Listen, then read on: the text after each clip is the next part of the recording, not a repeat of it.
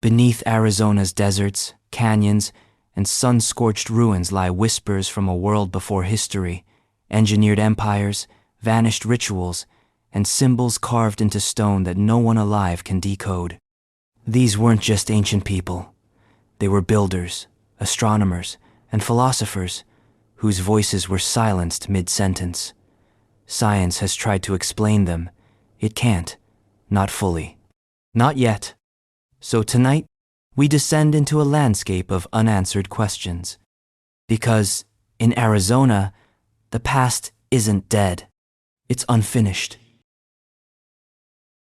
Before we dive too deep, if you love unsolved histories, ancient enigmas, and the kind of stories that don't come with clean endings, make sure to subscribe to the channel.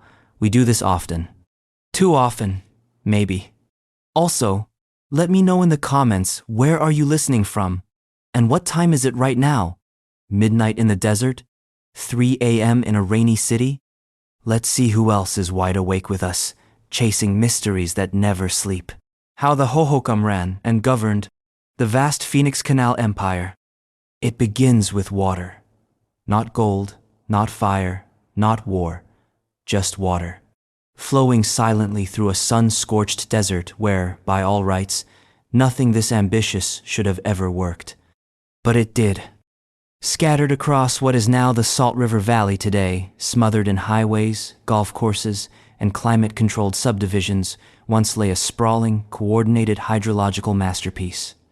Hundreds of kilometers of hand-dug irrigation canals, some nearly 20 meters wide and 6 meters deep, stitched together an ancient metropolis. No wheels, no beasts of burden, no metal tools. Just grit, obsidian scrapers, and relentless cooperation. The people behind it were the hohokam, those who have gone, as later hohokam oral traditions would call them. But while they may have gone, their handiwork didn't. The modern city of Phoenix literally sits atop their blueprints. And here's the part that makes archaeologists lose sleep. We still don't know how they pulled it off. The scale alone defies conventional explanation. At its peak, this canal network supported tens of thousands of people, an inland empire of farmers who bent the desert to their will. Entire communities were orchestrated around seasonal water deliveries. Crops like corn, beans, squash, agave, and cotton were grown in abundance, feeding vast regional networks. But you don't just accidentally build a 500-kilometer canal system and keep it functional for centuries. You govern it. And that's the real mystery. We have the ditches, we have the ceramic fragments, we even have reconstructed flow models. But the organizational scaffolding, the political skeleton behind this hydrological body, has vanished. No codices, no centralized architecture screaming capital. No statues of irrigator kings issuing decrees. So who made the call when a canal needed repair? Who rationed water during drought years? Who kept downstream farmers from accusing upstream neighbors of sabotage? Some scholars picture a bottom-up model communal management, rotating work crews, consensus-based decisions. Others argue for a more hierarchical system, elite managerial classes who sat atop mounds, coordinating labor like agrarian air traffic controllers. Still others suggest an adaptive mix of both, shifting with the floods, droughts, and politics of the day. But for every theory, there's a counterexample. Take Snaketown, the massive village south of present-day Phoenix. Its canals reached out like veins, feeding not just one community, but dozens. Some believe Snaketown acted as a ceremonial and managerial hub. But then again, there are similar canals feeding smaller, seemingly autonomous sites places that show no signs of external control. And yet, everything still worked for centuries. One canal headgate out of sync and entire crop cycles would fail. One community refusing labor duties, and the sediment would back up, choking the system. Somehow, the hohokam kept this machine oiled with no oil and no machines. It's the kind of invisible complexity that tends to escape the archaeological record, a system not built on stone or silver, but on relationships, rituals, obligations. Water rights likely weren't written down, but encoded in ceremony, myth, and reciprocity. Your access to water might depend on who you married, who you buried, or how many people you brought to the last canal cleaning. And yet, the bigger the network got, the more fragile it became. As the canals expanded, so did the stakes. A single breach in a far-off ditch could ruin harvests for people you'd never met. And as settlements grew into social constellations orbiting the canals, the cost of coordination skyrocketed. Social harmony had to scale with hydrology, did it? Nobody's sure. Some archaeologists whisper about ritual managers, people whose authority stemmed not from violence or wealth, but from controlling the celestial calendars and irrigation rights. After all, the canals weren't just lifelines, they were sacred. And that might have been the glue. Not bureaucracy, but belief. Of course, belief systems aren't great at leaving paperwork. So, we're left with ghost ditches and speculation. We can model how the water flowed. We can dig up pollen samples, analyze sediment layers, carbon date burned wood from ancient canal banks. But we can't excavate the meeting where some long-forgotten leader said, "This village gets the first flow, and that one waits till sunset." We can't exhume consensus. Which leaves us with a riddle. How do you govern a water empire without writing, without armies, without clocks, and make it last longer than most modern governments? Or maybe the better question is, how long can it last? Because something broke. Eventually, this hydraulic civilization collapsed. The canals dried up, the crops withered, the people left. Which brings us to the next unsettling question. Why?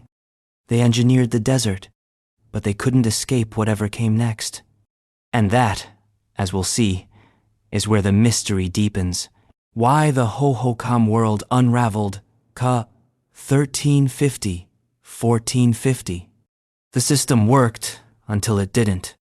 For more than a millennium, the hohokam managed to do what modern Arizona still struggles with, turning the desert into a living, breathing, agriculturally self-sustaining society. And then, somewhere between 1350 and 1450 CE, the canals stopped flowing. Villages emptied. Platform mounds were abandoned mid-construction. Ballcourts, once gathering places for thousands, were left to erode under desert winds. The hohokam world, seemingly overnight in archaeological terms, came apart. And no one knows quite why. You'd think such a massive unraveling would leave behind a clear smoking gun, a war, a plague, a volcano, something suitably Hollywood. But instead, the collapse of the hohokam is a symphony of vague signals, muted and conflicting, playing in academic conference halls to this day. Some point to the sky. Climate data gleaned from tree rings, lake beds, and sediment cores suggests the 14th century brought prolonged droughts, punctuated by devastating floods. In other words, too little water, then far too much. Not exactly ideal for a civilization that depended on a fragile, human-maintained canal system that had no tolerance for extremes. During dry years, headgates wouldn't have opened. During wet ones, entire canal walls may have been torn apart by rampaging floods of the Salt and Gila rivers. Imagine building a 20-kilometer-long trench with hand tools, only to watch it vanish in a single summer storm. Now imagine doing it 3 times in a decade. At some point, even the most cooperative communities might walk away. But was it just climate? That feels a little too clean. Environmental stress doesn't explain everything. For one, there's no evidence of mass famine, no unburied skeletons or panicked fortifications. Instead, people seem to have left methodically, gradually, maybe even thoughtfully. Some villages shrink, others consolidate, new forms of pottery appear, old religious symbols disappear. This brings up a different theory: internal transformation. What if the hohokam didn't collapse in the dramatic sense, but restructured, walked away from their old system not because it failed them, but because it no longer served who they were becoming. Cultures evolve, religions change, power structures rot from within. There's compelling evidence that, around the mid-1300 seconds, key parts of the hohokam ritual world began to shift. Ballcourts, once the ceremonial heart of villages, stopped being built. Platform mounds begin to rise instead. The shift from horizontal, open space ritualism to vertical, restricted access ceremonial structures might signal a growing social hierarchy, a religious pivot, or both. In short, the vibe changed. Some scholars believe this signaled the rise of a new elite ritual specialists or political managers who centralized authority in a system that had previously been decentralized. If that's true, it might have caused internal friction. Imagine a world where farmers who once negotiated water cooperatively were suddenly expected to obey decrees from mound dwellers on ceremonial thrones. Not everyone's going to go along with that. And then there's the possibility of migration. Around this time, new groups begin appearing in what had been hohokam territory. Pottery styles from the north, the Cayenta, the Sinagua start showing up. Iconography shifts. Linguistic traces point to shifting population dynamics.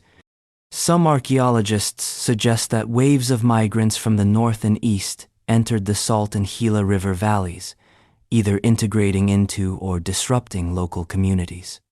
Whether welcomed or resented, their presence may have contributed to cultural and political upheaval. But there's another theory, one that keeps getting whispered between the lines of academic papers but never quite stated aloud: collapse by disillusionment. What if the system had simply stopped being believable? The canals weren't just practical, they were sacred. Managing water was a ritual act. The flow of irrigation mirrored the flow of the cosmos. If those flows stopped, if droughts came, if floods destroyed fields, if crops failed repeatedly, then the people who interpreted the cosmos might have been seen as failures, even frauds. Faith is a fragile thing when it's tied to infrastructure. So maybe people didn't revolt. Maybe they just stopped showing up, stopped repairing canals, stopped believing that the priest on the platform mound could keep the rain in check. And when belief collapses, it doesn't always leave a scar. Sometimes, it just leaves silence. What's strange is how cleanly the unraveling occurs. Between 1,350 and 1,450, population centers vanish across the Phoenix Basin. Not with fire, not with graves stacked high, but with careful, deliberate departure. Rooms are swept, sacred items placed just so, doors sealed.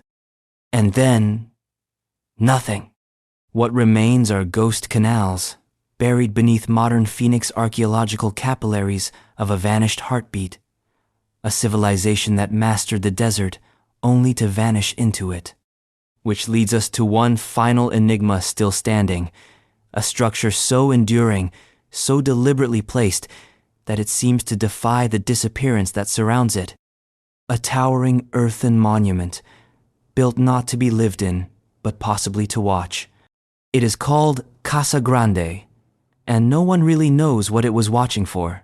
2 mysteries in, and we've barely scratched the desert's surface. If you're still with us, you're exactly the kind of person this channel was made for. So go ahead and subscribe, it keeps these stories alive and unburied. And while you're here, drop a comment. Where are you listening from and what time is it? Midnight in Montana? Sunrise in Sydney? Let's see who else is wandering the ruins with us. Casa Grande's Great House Observatory, shrine, or authority symbol?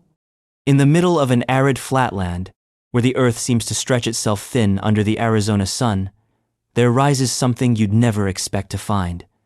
A 4-story adobe structure, built without nails, bricks, or beams, but still standing after 700 years. It looks like a ruin, ended island, but not the crumbled, chaotic kind. No, this one looks intentional, like it's waiting. They call it Casa Grande, the Great House, and while the name was given centuries after its builders vanished, The monument itself hasn't changed much. It still stands alone in the Sonoran silence, surrounded by the faint outlines of compounds and walls long eroded into memory, and it still refuses to explain itself. Which is a problem, because archaeologists have been asking the same question since the 1,800 seconds. What was this thing for? It's not a residence, not in any conventional sense. The inner rooms are too narrow, too impractical. There's no fireplace, no sleeping platform, no storage bins. There's no sign that anyone lived inside it, cooked inside it, or really spent any prolonged time inside it. And yet, it's central, both literally and symbolically. It stands at the heart of what was once a larger hohokam settlement, now called Casa Grande Ruins National Monument. But even among the other structures, it dominates. It rises out of the desert with a weird kind of authority, like it's watching, not being watched. Even the modern steel roof built to protect it can't dull the impression that this wasn't just any building. It was a statement. Some say it was an observatory. The upper windows strategically placed slits rather than decorative openings align with the solstices and lunar cycles. During specific times of year, sunlight pours through these slits at just the right angle to suggest celestial tracking. A prehistoric calendar, baked in clay. Others say it was ceremonial, a shrine, perhaps, or a temple where elite ritualists communed with sky gods or ancestral spirits. After all, the hohokam were not just engineers.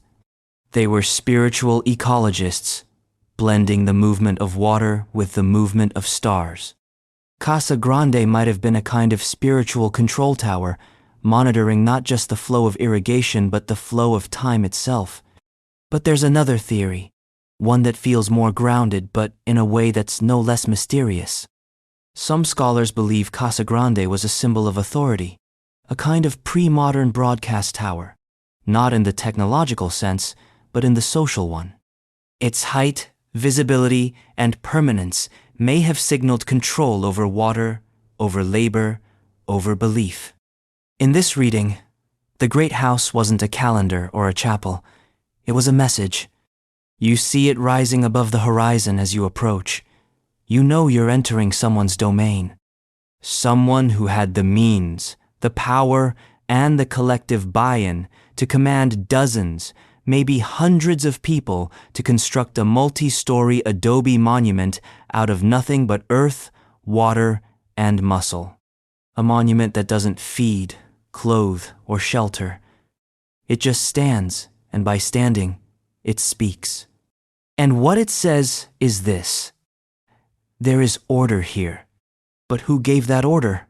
And why did it eventually stop?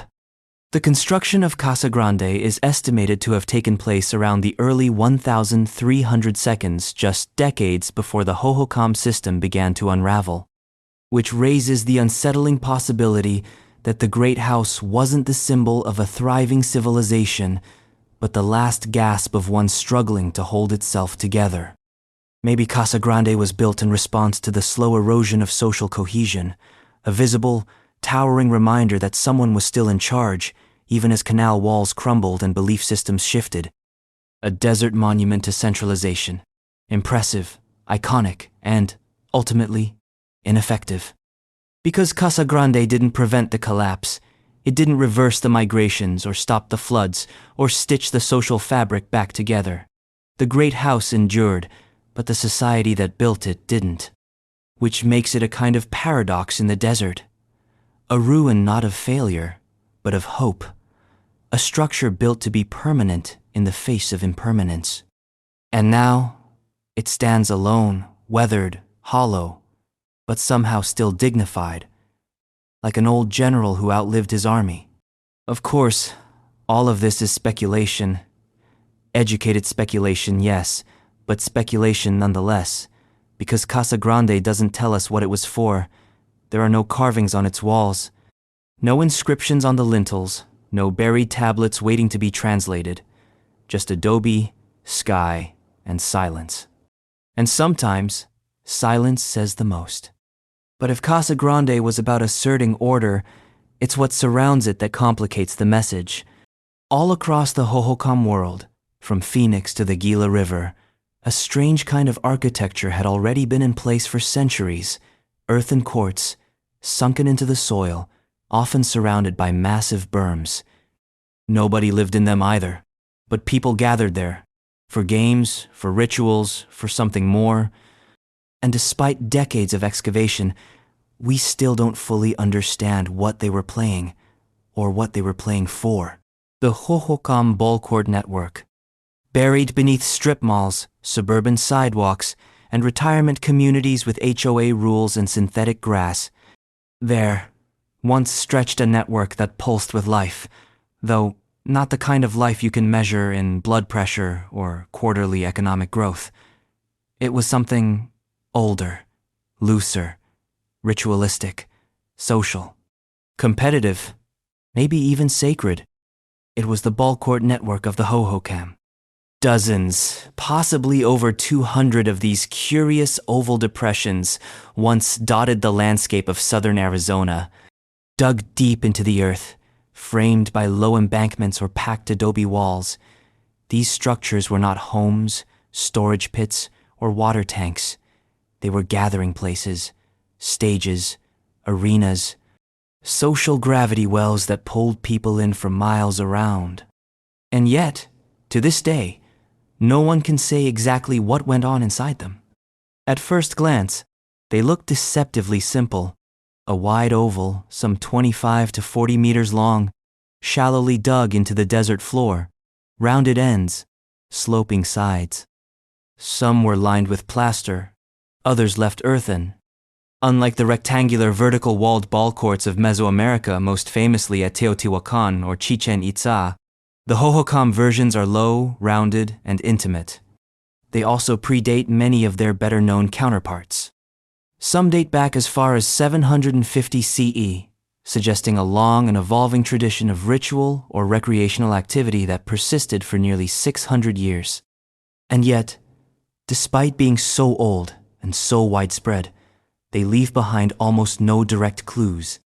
No murals, no ceremonial paraphernalia, no scoreboard. So, naturally, archaeologists have tried to reverse engineer the mystery. Were they used for ball games? Seems likely. Some of the court shapes and sizes are strikingly consistent with Mesoamerican ballgame traditions. But here's the twist. There's no strong evidence that a rubber ball game like the one known in central Mexico was played here. No rubber balls have been found. No yokes, no gear, no detailed iconography. And yet, the hohokam were known to have extensive trade ties with Mesoamerica. They imported macaws, copper bells, obsidian, and shell. So the idea of cultural borrowing isn't far-fetched. Perhaps the game changed as it traveled. Perhaps it became less of a competitive blood sport and more of a performative, symbolic act. Or maybe it was never a game at all. Some scholars suggest that the ball courts weren't courts in the sporting sense, but ceremonial theaters, spaces where myths were reenacted, deals were made, marriages arranged, alliances solidified. A kind of social marketplace, disguised as a sporting event. Come for the drama, stay for the irrigation negotiations. Others propose that these spaces functioned like pilgrimage sites nodes in a vast ritual circuit. Evidence of shell and other exotic goods found near some ball courts suggests that they may have been hubs for both economic exchange and sacred activity. In this telling, the ball court wasn't a place to score points. It was a place to reaffirm who you were, where you belonged, and who you owed loyalty to. Because here's what's truly strange. These courts aren't found in isolation.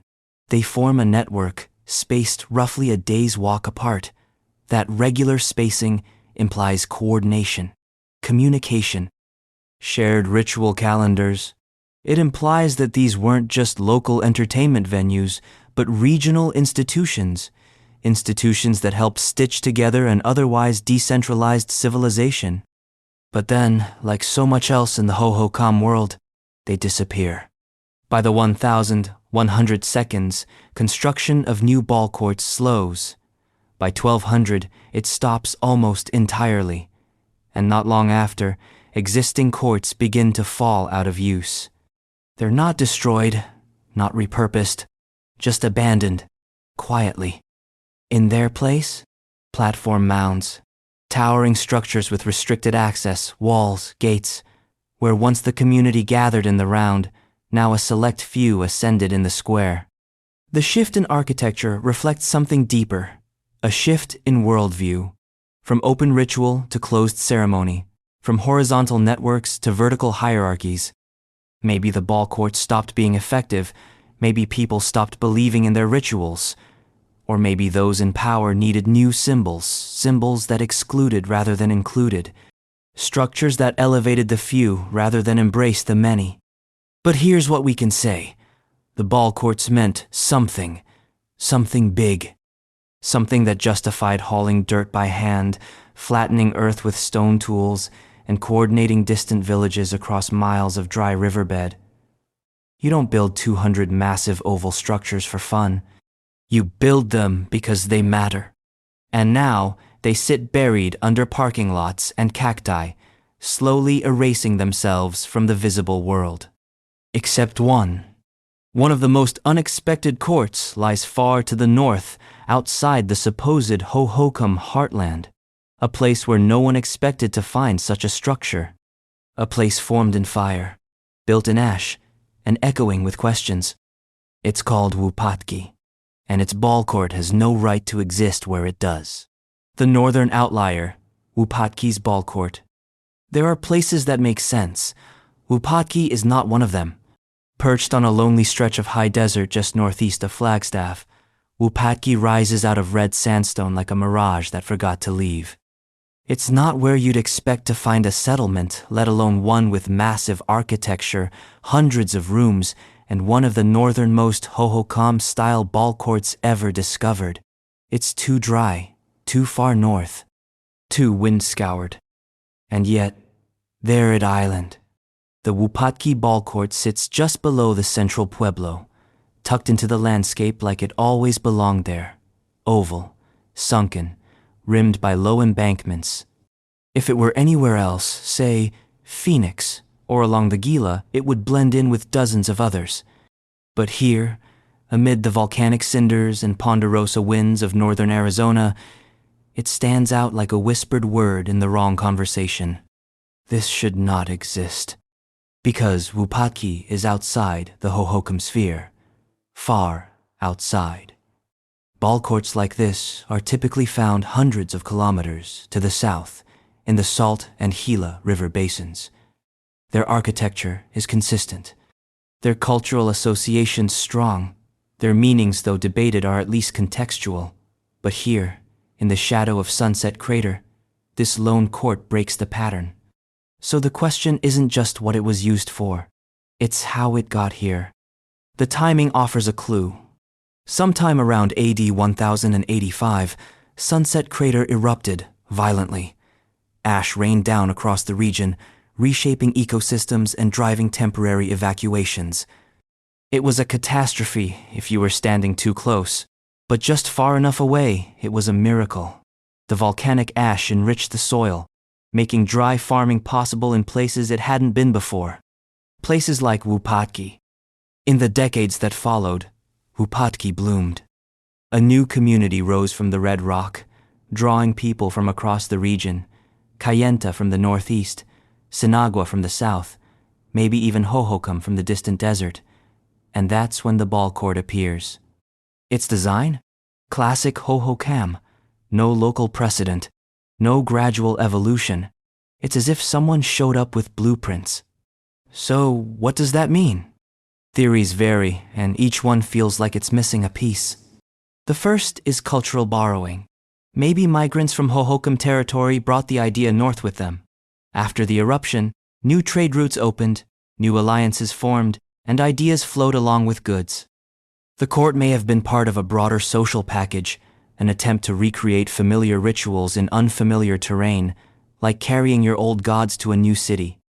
The second is imitation. Perhaps locals saw the ballcourts down south and decided to build one themselves, a symbol of connection, a performance of affiliation, a social signal. We're part of this network too. Even if they weren't. Cultural cosplay. Centuries before the internet. Then there's the hybrid theory. Wupatki wasn't homogeneous. It was a fusion site, a community born of multiple traditions, blending under a shared sky. In that reading, the ballcourt wasn't purely hohokam, nor purely local. It was something new, a negotiated space, a physical embodiment of cultural fusion, where each stone laid was an act of translation. But here's where it gets even stranger. The ballcourt at Wupatki wasn't alone in its isolation. Other hohokam-style courts have been found at the fringes of their territory, each one like a breadcrumb pointing toward a story we don't fully understand. A story of movement, mixing, perhaps even ambition. Were these outposts, ritual franchises, the archaeological equivalent of satellite campuses? We don't know.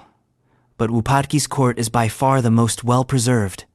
And its position literally nestled into a pueblo built from post-eruption prosperity makes it harder to dismiss as an accident or a one-off. Someone built this intentionally. Someone used it. But for what? No balls have been found. No artifacts specific to gameplay. No seating areas carved into the rim. But the acoustics of the court, shaped by volcanic stone and desert air, are excellent. Words spoken at one end can be heard at the other. This suggests that the court may have served not just as a playing field, but as a gathering space, a performance stage, a communal amplifier. And that makes sense in a place like Wupatki, a crossroads, a melting pot, a settlement built in the wake of fire. But perhaps that's the point. Maybe the court wasn't just a southern import. Maybe it was a ritual anchor, a way for this new, mixed community to root itself socially, spiritually, politically, in something larger than itself. A gesture of belonging, a symbolic handshake with distant traditions. Or maybe it was just abandoned like the others, a relic of a borrowed practice that didn't stick, a southern ritual transplanted into northern soil that never quite took root. Either way, it didn't last. By the early 1200 seconds, Wupatki was already in decline. The soil, enriched by ash, began to thin. The rains grew unreliable.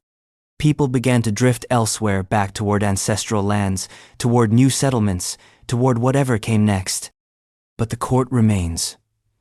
Empty, sunlit, quiet, a southern shape in a northern world, a mystery of cultural geography, ritual intention, and architectural defiance. And just to the south of Wupatki, another architectural puzzle sits high on the volcanic hills. Massive terraces and stone walls with no clear function, crowning slopes that seem strategically useless. But from up there, you can see everything. Especially what isn't there anymore. Tucson's Trincheras hilltops, Tumamoc Hill and A Mountain. Stand at the edge of Tucson and look up, not at the desert floor, not at the sleek geometry of saguaros in silhouette, but at the volcanic hills that rise, stark and quiet, from the city's western flank. To most, they're just scenic outcrops, urban nature, photogenic terrain for joggers, sunset seekers, and weekend philosophers. But on top of those hills, Tumamoc Hill and A Mountain, something older sits watching, something carved, not from wind or erosion, but by hands, human hands, hundreds, perhaps thousands of years ago. Trincheras, that's the Spanish word for them, literally trenches, but the term has long outgrown its literal translation. In the archaeology of the Southwest, trincheras are massive stone terraces, walls, and pathways built along the flanks and summits of volcanic hills. They appear across northwest Mexico and southern Arizona, and they raise the same uncomfortable question every time. Why build that? There?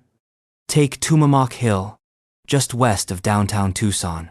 At a glance, it seems unassuming, just a high ridge covered in cactus and research equipment from the desert lab that now occupies its slopes.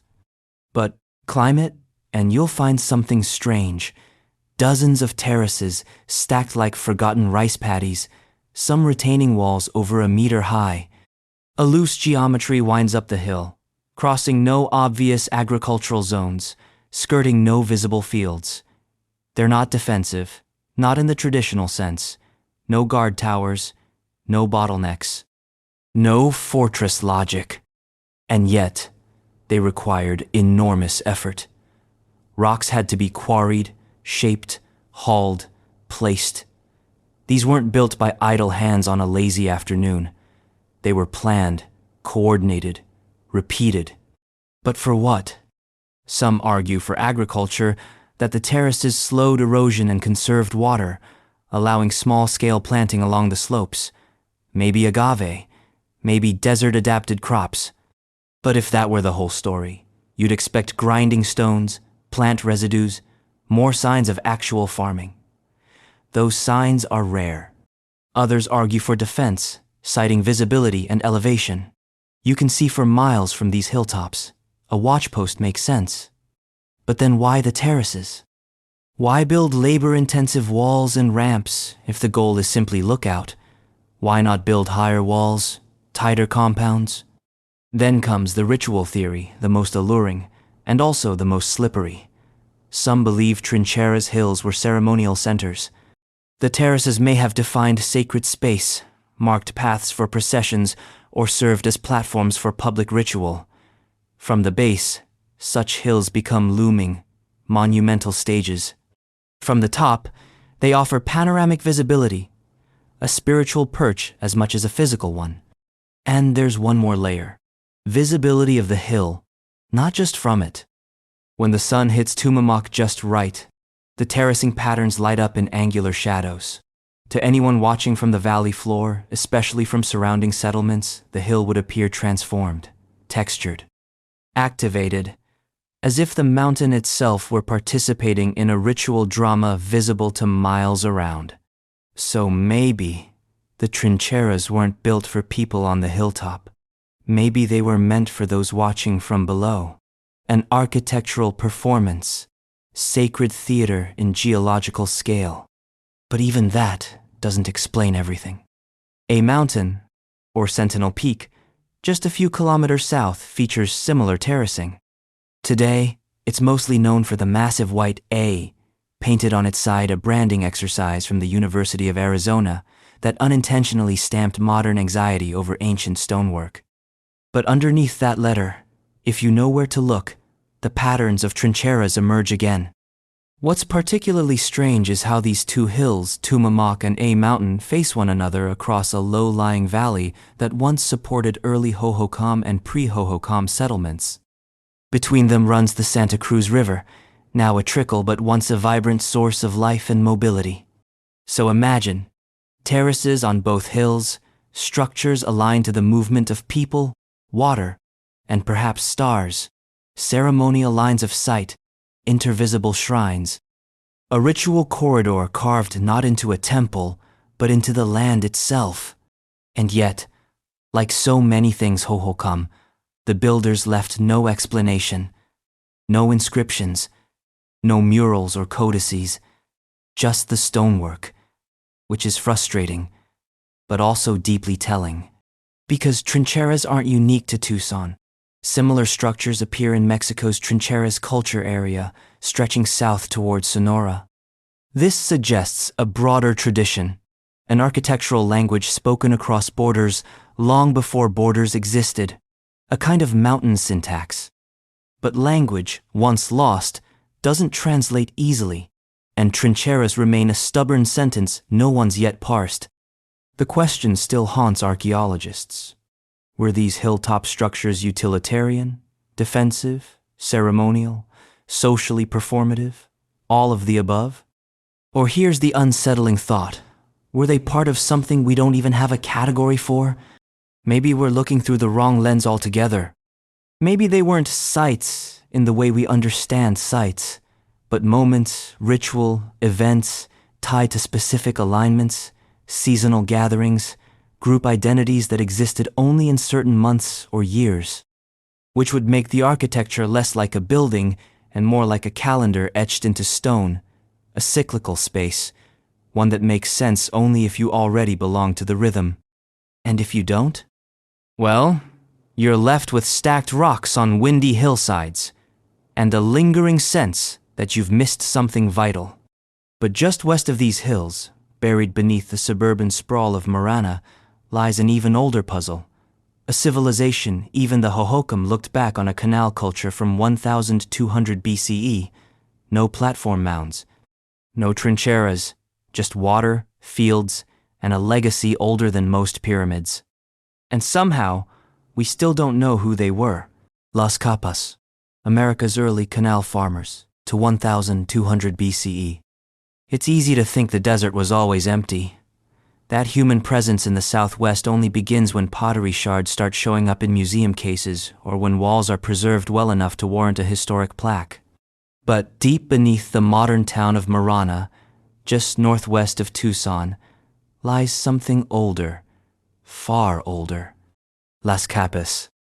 Discovered accidentally in the 1990 seconds during a routine highway project, Las Capas doesn't look like much from the surface. No ruins jut out, no great mounds or cliff dwellings. But dig down, and that's the operative verb here, and you uncover something that rewrites the timeline of agriculture in North America.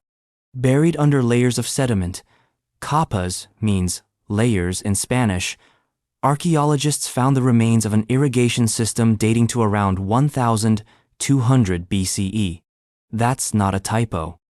We're talking about organized canal farming 3,000 years ago, contemporaneous with ancient Egypt's New Kingdom, predating the Maya pyramids, and long before the hohokam ever dug a trench.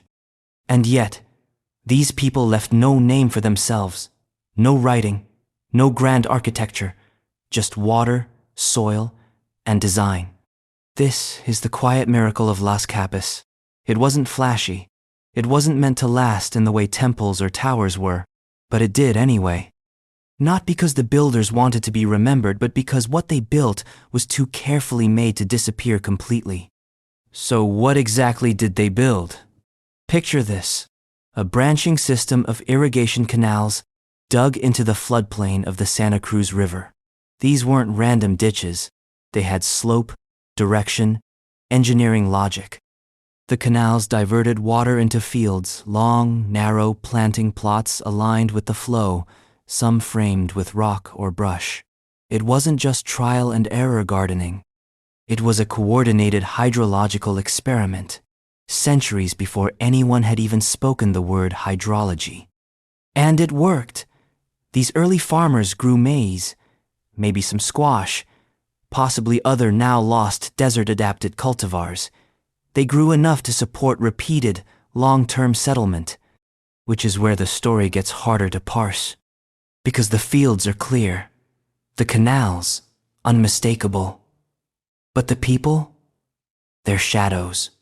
No named culture is definitively tied to Las Capas, no consensus on what language they spoke, what stories they told, how they viewed the world. All we know is that they came together to move earth, shape water, and grow food in a place where both are hard to come by. That alone implies some form of governance, at least social organization, if not hierarchy.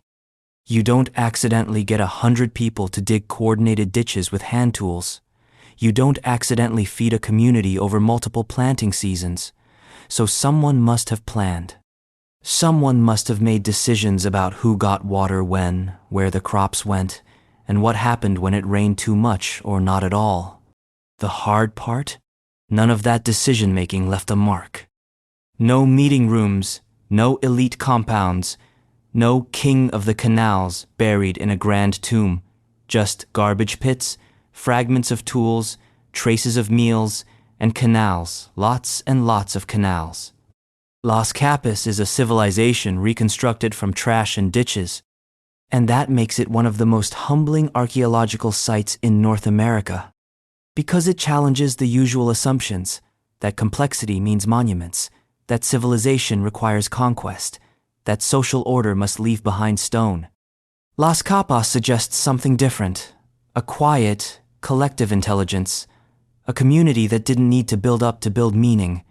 They built out laterally, collaboratively, and into the soil. But of course, it didn't last. By around 500 BCE, the site was abandoned. Maybe the canal silted up, maybe the Santa Cruz shifted course, maybe the growing cycles failed.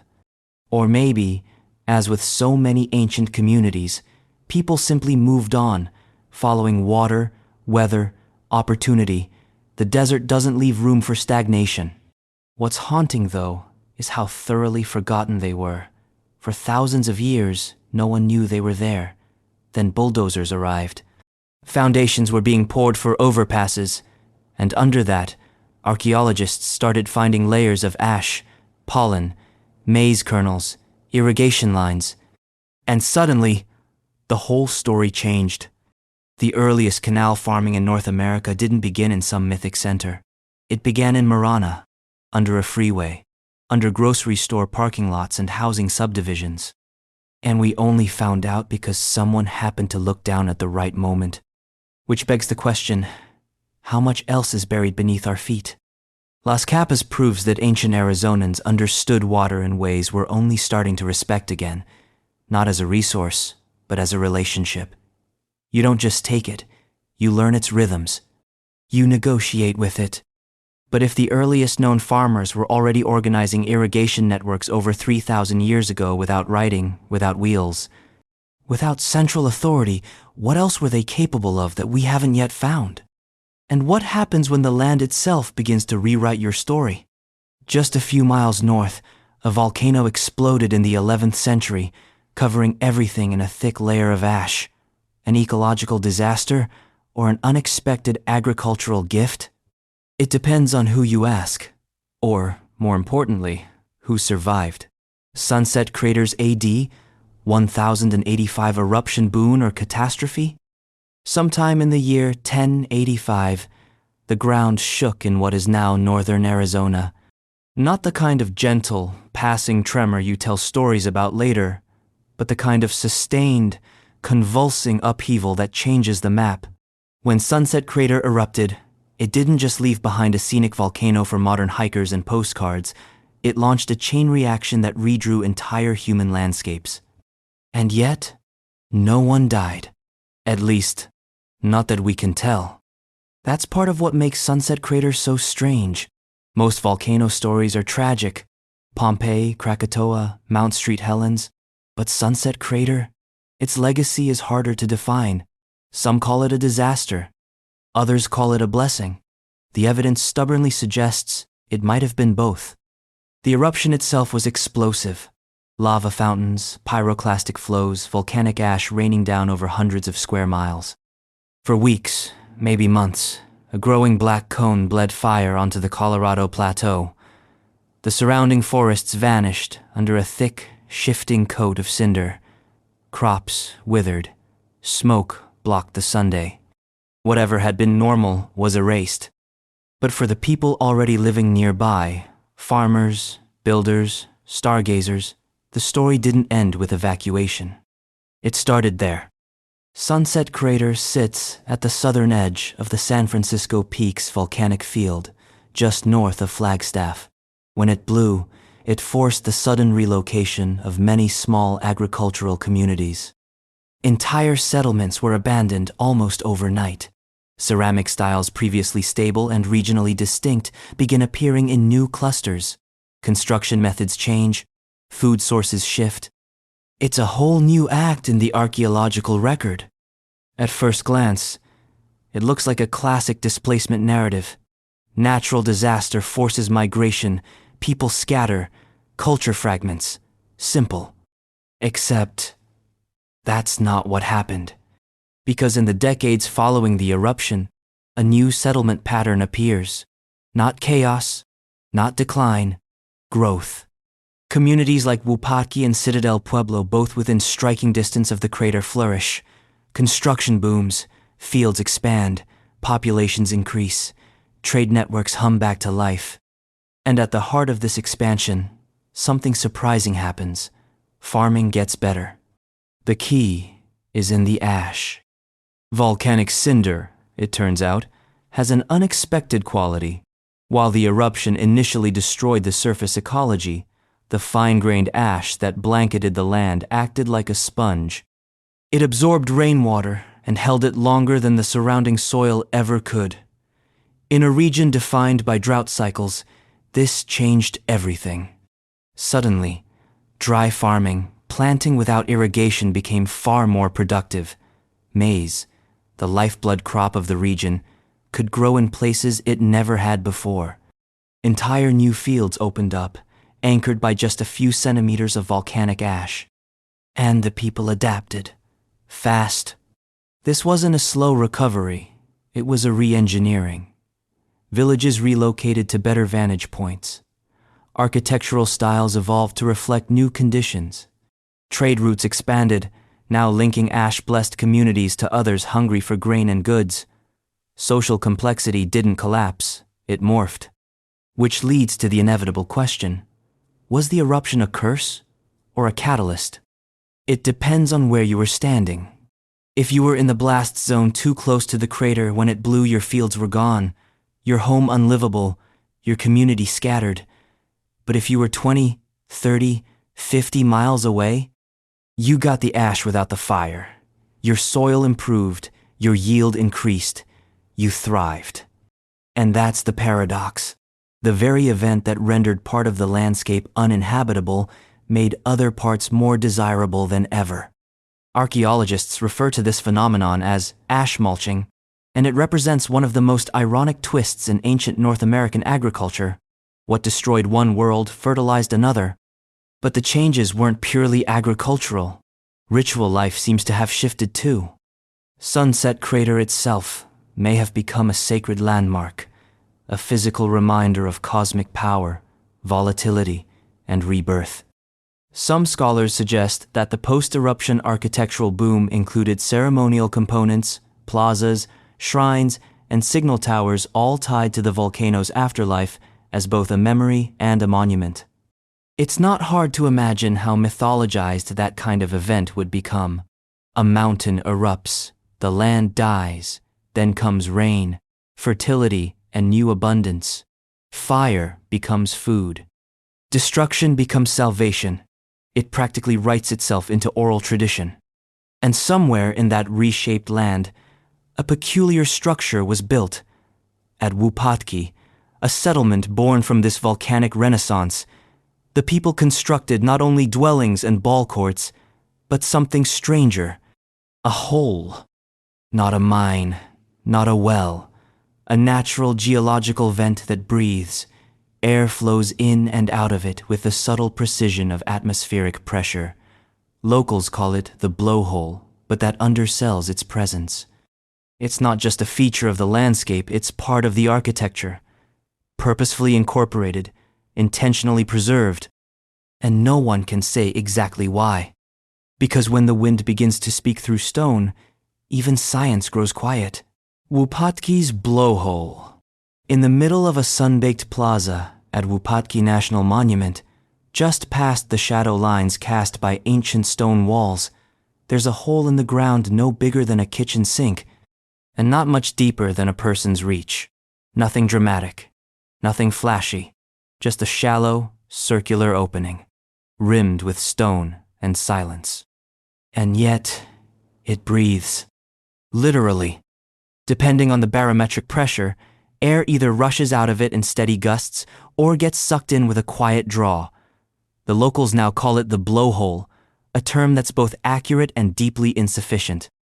Because this isn't just a geological feature, it's a decision. This hole isn't accidental. It wasn't stumbled upon by hikers or cracked open by some rogue archaeologist. It was built into the site, integrated, preserved. The surrounding stones laid by hand nearly 1,000 years ago don't obstruct it, they frame it. Which raises an uncomfortable question. Why would anyone design a public plaza around an invisible, inaudible tube of fluctuating air? And more importantly, what did it mean? Let's start with the facts. The blowhole is the surface expression of a subterranean feature called a breathing cave, formed in the limestone layers beneath the Colorado Plateau. These underground cavities stretch for miles, filled not with flowing water but with shifting air, regulated by external temperature and pressure. When the surface pressure is lower than that within the cave, air pushes out. When it's higher, the cave inhales. It's a barometer built by geology. To a modern scientist, it's a pressure differential. To an ancient inhabitant, it's a living force. Imagine standing in a stone plaza under the brutal sun, the air thick and unmoving, when suddenly, without warning, the ground exhales. A cool breeze emerges from a hole in the earth, not just passing by, but emerging from below. Or, just as eerily, the opposite. You're standing near the hole when the wind begins to pull at your clothes, drawing air downward into something you cannot see. It's not hard to understand how this would have been interpreted as sacred, powerful, perhaps even sentient. This wasn't just wind. This was breath. From the earth, from the ancestors, from the underworld. And the people who lived at Wupatki didn't just ignore it or block it off. They built their ceremonial center around it. That alone complicates the picture of Wupatki. We already know the site was a kind of social experiment home to a diverse group of migrants from Sinagua, Kayenta, Kohonina, and Hohokam cultural traditions. Its construction after the Sunset Crater eruption reflects not just opportunism, but intentional hybridity, a melting pot of styles, practices, and beliefs. The blowhole may have served as a literal focal point for that cultural integration, a shared enigma, a natural feature no single tradition could claim, but all could participate in. Of course, no written records remain to confirm this. We have no ceremonial scripts, no etched depictions of wind rituals. What we have is architecture, placement, pattern. The plaza containing the blowhole is one of the largest open-air spaces in the Wupatki complex, with clear pathways leading to and from it. This suggests foot traffic, observation, perhaps gathering. The hole itself is centrally located, impossible to miss, but not obviously cordoned off or isolated. It's woven into the rhythm of the space. Some have speculated that the blowhole functioned as an oracle of sorts, its breath interpreted as a message. Perhaps it spoke to seasonal change.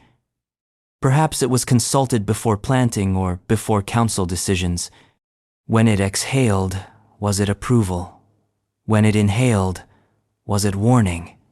The Hopi, whose ancestral ties to Wupatki run deep, have stories of sacred wind and breath in the earth, concepts of life force that move invisibly but powerfully between worlds. The idea that a hole in the ground could connect this world to others isn't alien to their cosmology. It fits discomfortingly well. Modern visitors to Wupatki often walk right past the blowhole. There's no monument, no interpretive sign with poetic metaphor, just a low wall and a gust of cold air that arrives without context.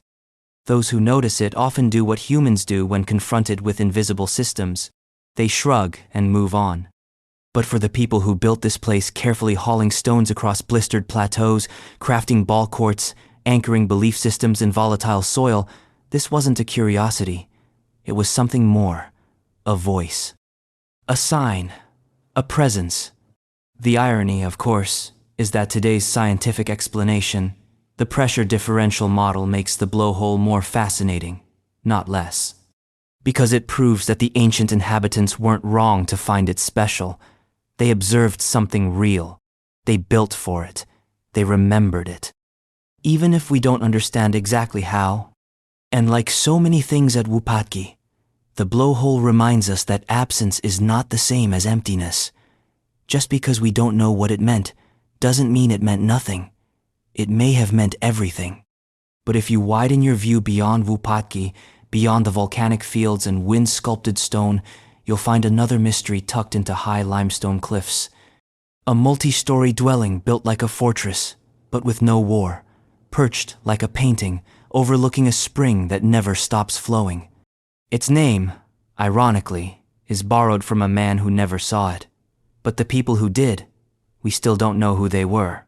Who were the Sinagua at Montezuma Castle? There's a limestone cliff along Beaver Creek in central Arizona, pale and sheer, where the sun carves shadows into the stone like it's chiseling memory. And tucked into that cliff, high above the floodplain, sits one of the most photogenic archaeological sites in the American Southwest, Montezuma Castle. 5 stories, 20 rooms, adobe and stone, fitted into a cliffside alcove with such precision that even modern engineers blink twice. From a distance, it almost looks like an illusion, like it was pasted into the cliff face by a careless god with a flair for symmetry. But it's real, it's old, and it's deeply misnamed. No one named Montezuma ever lived here. The Aztec emperor was born nearly a century after this site was abandoned. The name is a European fantasy, retrofitted in the 1,860 seconds by settlers and soldiers who mistook every ruin for a lost Mexican empire. What we call Montezuma Castle today was never a castle, and it had nothing to do with Montezuma. What it was is still up for debate. We attribute it to the Sinagua, a label that's already more placeholder than identity. Sinagua is a Spanish term meaning without water, coined by archaeologists in the 1,930 seconds to describe the prehistoric people who lived in this part of Arizona. It refers more to a region and material culture than to an actual ethnicity. No one knows what these people called themselves. And Montezuma Castle? That was just one of their neighborhoods. But let's not undersell it. It's not just a building, it's a statement. A structure so high in the cliff that reaching it today would require ladders or drones. The entrance sits roughly 90 feet above the ground. There's no obvious staircase, no carved path. It was never meant to be casually visited. So why build there? The practical answer is flood avoidance. Beaver Creek, though tame now, can turn into a raging torrent during monsoon season. Building high ensured the structure stayed dry, safe, and relatively defensible. The cliff face also offered insulation cool in summer, warm in winter, natural climate control, desert style. But that can't be the whole answer. Because it wasn't just one house, it was a complex, multiple families, social organization, shared labor, shared space, and that requires more than just convenience. It requires purpose. The rooms are small, often windowless, built from limestone and clay mortar. Floors were layered with brush and clay. Ceilings were constructed from sycamore logs harvested locally, laboriously hauled, and manually hoisted up into place. Every beam, every wall, every joint was a choice. Nothing about this construction was casual. And yet, for all its complexity, Montezuma Castle holds no graves, no clear ceremonial center, no elaborate murals or inscriptions, no signs of kingship, priesthood, or hierarchy. What you see is what you get. Rooms, ladders, hearths, and walls. Domesticity elevated. The absence of ostentation is its own kind of mystery. Who were these people who built so much and said so little? Archaeologists date the main occupation of Montezuma Castle to between 1,100 and 1,425 CE. That overlaps with the hohokam to the south, the ancestral puebloans to the north, and the Hopi ancestors scattered across the plateau. And like those cultures, the Sinagua left behind pottery, tools, trade goods, and questions. Ceramic styles found at the site reflect a fusion of cultural influences. Some designs echo hohokam patterns. Others resemble Mogollon or Kayenta motifs. This suggests a cosmopolitan identity, an openness to trade and exchange. But beyond that, the ethnogenesis of the Sinagua remains murky. Were they a people fleeing conflict? A coalition of migrants? A regional identity that gradually crystallized through shared practices? Some scholars argue that Montezuma Castle and nearby sites like Tuzigoot and Montezuma well formed a network of culturally linked communities, semi-independent but tied together by kinship, trade, and seasonal movement. Others suggest a more transient model, people coming and going, adapting to ecological pressures, shaping space to fit changing needs. Then there's the abandonment. By the late 1,400 seconds, Montezuma Castle was empty, not destroyed, not razed, just vacated. The people left, quietly, methodically. As at many southwestern sites, the departure was not marked by catastrophe, but by closure. Hearths were cleaned, doors were sealed, offerings may have been left. Why did they leave? Theories abound. Prolonged drought, resource exhaustion, social transformation. Climate records suggest worsening conditions in the 14th century, less predictable rains, longer dry periods. That might have strained agricultural yields and forced population movement, or it might not have been about survival at all. The people of Montezuma Castle may have left not because they had to, but because it was time. Some Hopi oral traditions describe migrations from the south and central Arizona into the mesas of northeastern Arizona. These aren't stories of collapse, but of spiritual journeys, of cycles. Leaving a place doesn't always mean abandoning it. Sometimes it means fulfilling its purpose. And so the castle stands deserted, but undestroyed. Not a ruin of war or conquest, but of transition. What's left is architecture without authorship, a monument to intention with no attached narrative. The people are gone. Their name is gone. But the structure remains perched on the cliff like a thought someone forgot to finish. And just up the hill, hidden behind trees and geological oddities, another part of the story flows in a slow, unending spiral.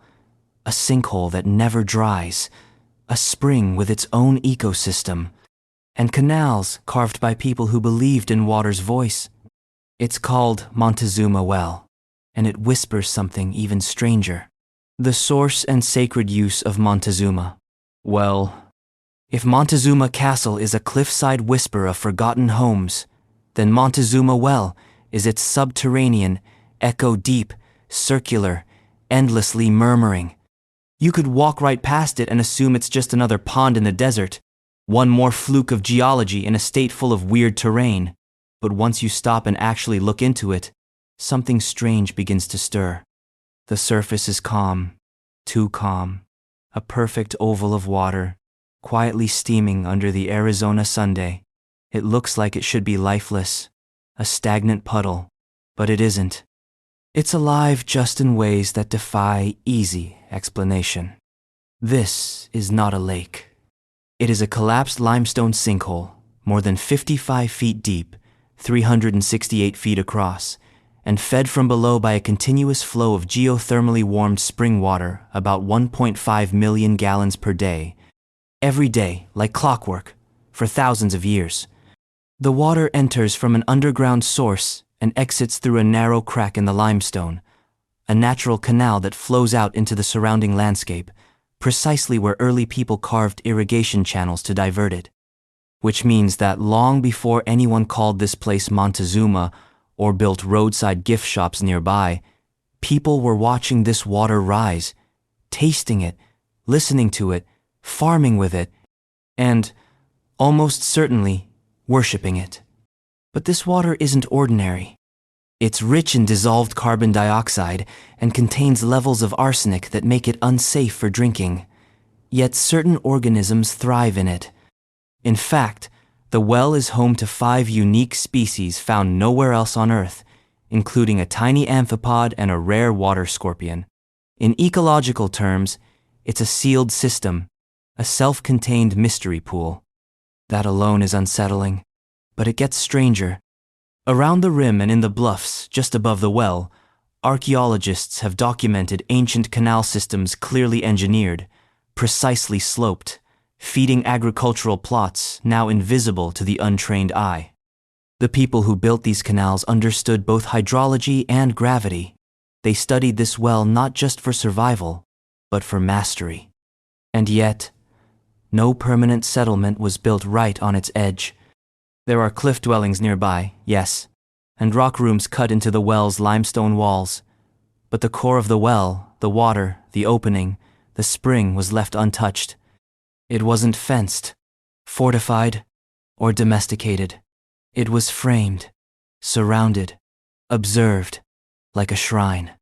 Some archaeologists believe Montezuma Well was a ritual site above all else, a place of ceremony, not just because it was mysterious, but because it worked. The water never stopped. Through droughts, floods, and all the chaos of desert life, the spring kept flowing.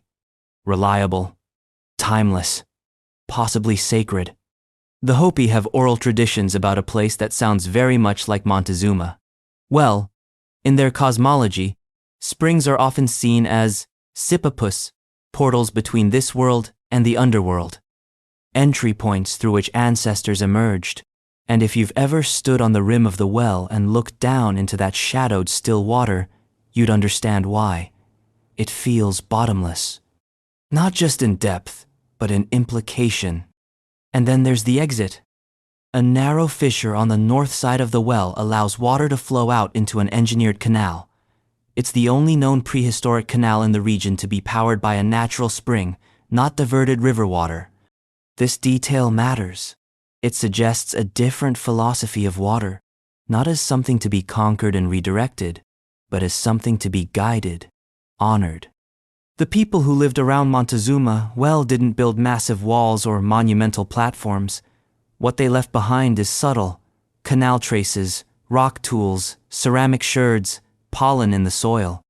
But taken together, the picture that emerges is one of precision and reverence. These weren't desperate survivors clinging to a water source, they were stewards. Possibly even initiates in a ritual tradition we no longer recognize. Even today, visitors often describe the well as quiet, even when surrounded by tourists. The acoustics are strange. The air feels heavy, as if the space resists noise. Or maybe the noise resists the space. The National Park Service has installed railings and walkways, of course, safety first, but none of that dulls the sensation that this place was never meant to be casual. It was designed by the land itself to be watched, interacted with, but not owned. And that's perhaps the most unsettling part. Montezuma well reminds us that some landscapes ask to be sacred. They don't need prophets or architects to assign them meaning. The water emerges eternally. The ecosystem adapts uniquely. The people come and go, building just enough to bear witness, and then they move on. Where did they go? Just down the valley lies another puzzle. A massive stone village, built not in a canyon or on a cliff, but on a ridge, high, exposed, deliberate. A place called Tuzigoot, whose builders seem to prioritize not defense, but visibility. Or was it something else entirely? Because the mystery isn't just in the walls they left behind, it's in the decision to leave them behind at all. Tuzigoot's ridgetop pueblo. If you were designing a prehistoric village for comfort and survival, you probably wouldn't put it on top of a ridge. You'd choose lower ground. Something near a stream, maybe nestled between cliffs for shade and shelter, somewhere with easy access to water, food, and firewood. Tuzigoot did not follow that plan. Perched atop a long, winding sandstone ridge above the Verde River in central Arizona, Tuzigoot is one of the most striking and least understood pueblos of the Sinagua culture. It rises not in grandeur, exactly, but in intention. Its walls zigzag across the spine of the ridge like an ancient vertebra, hundreds of feet long and made from river cobble and lime mortar. Nearly 100 rooms at its peak, most with no windows and accessed from the roof. Compact, communal, tight, and deliberately built where it had no reason to be. That's the mystery. The ridge it occupies is steep and narrow, with the Verde River curling lazily below. From the summit you can see for miles in every direction, rolling valleys, jagged ranges, and the subtle scars of ancient irrigation canals. The views are panoramic, almost ceremonial in scale. But they come at a cost. The climb up is arduous. Water had to be hauled. So did firewood. So did food. Farming likely occurred below, near the floodplain, which means daily movement, up and down a steep incline. That kind of decision wasn't made lightly. So, why build it up there? Some archaeologists suggest defense. The high position, limited access points, and tight corridors could have made Tuzigoot easier to defend from attack. but there's little evidence of warfare at the site. No massacre layers, no burned structures, no barricades. If there was conflict, it wasn't the kind that left archaeological scars.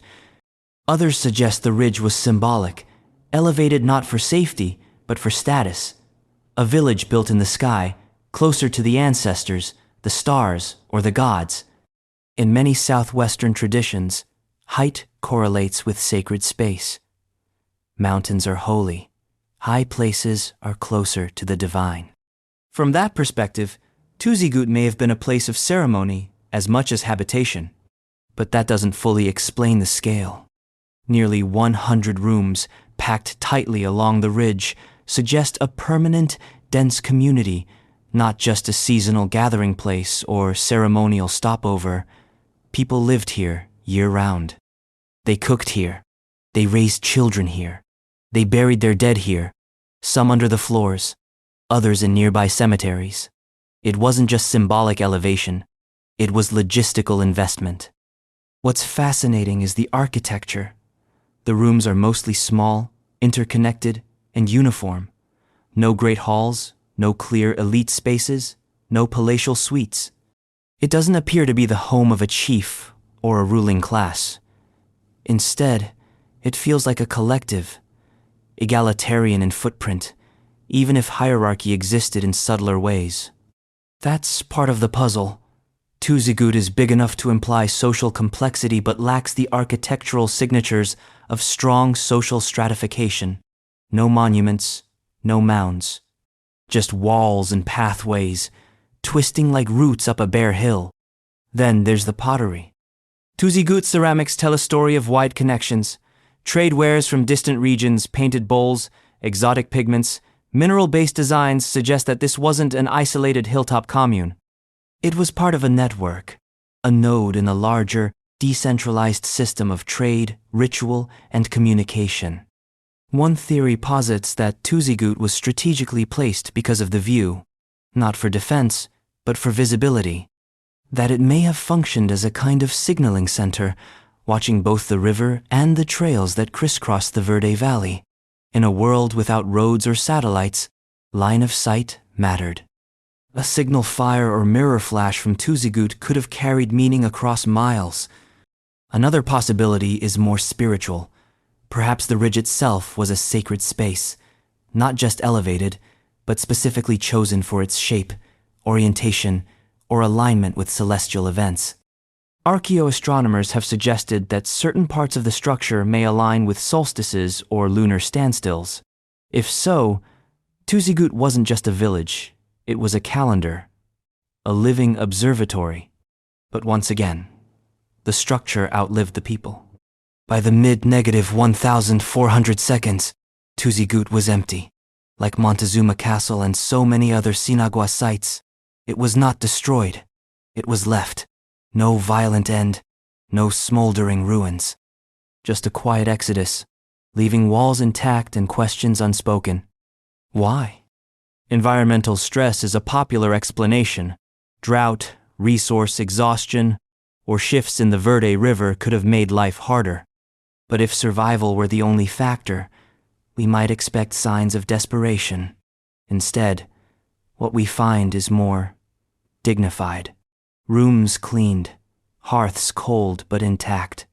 Some burials even show signs of careful closure, as if families said goodbye rather than fled. And that brings us back to the emotional resonance of the site. Tuzigoot isn't a ruin of collapse, it's a monument to deliberate departure. A place lived in with care and left with purpose. The Sinagua name may be a label imposed by archaeologists, but the people behind it were real. They organized, built, traded, prayed, and eventually moved on. To where? Some oral traditions point to the Hopi mesas. Others suggest cultural absorption into nearby groups. The truth is, we don't know. Not fully. But we do know they left messages in stone. Messages that don't explain, but evoke. And some of the most evocative messages weren't words or walls at all, but images.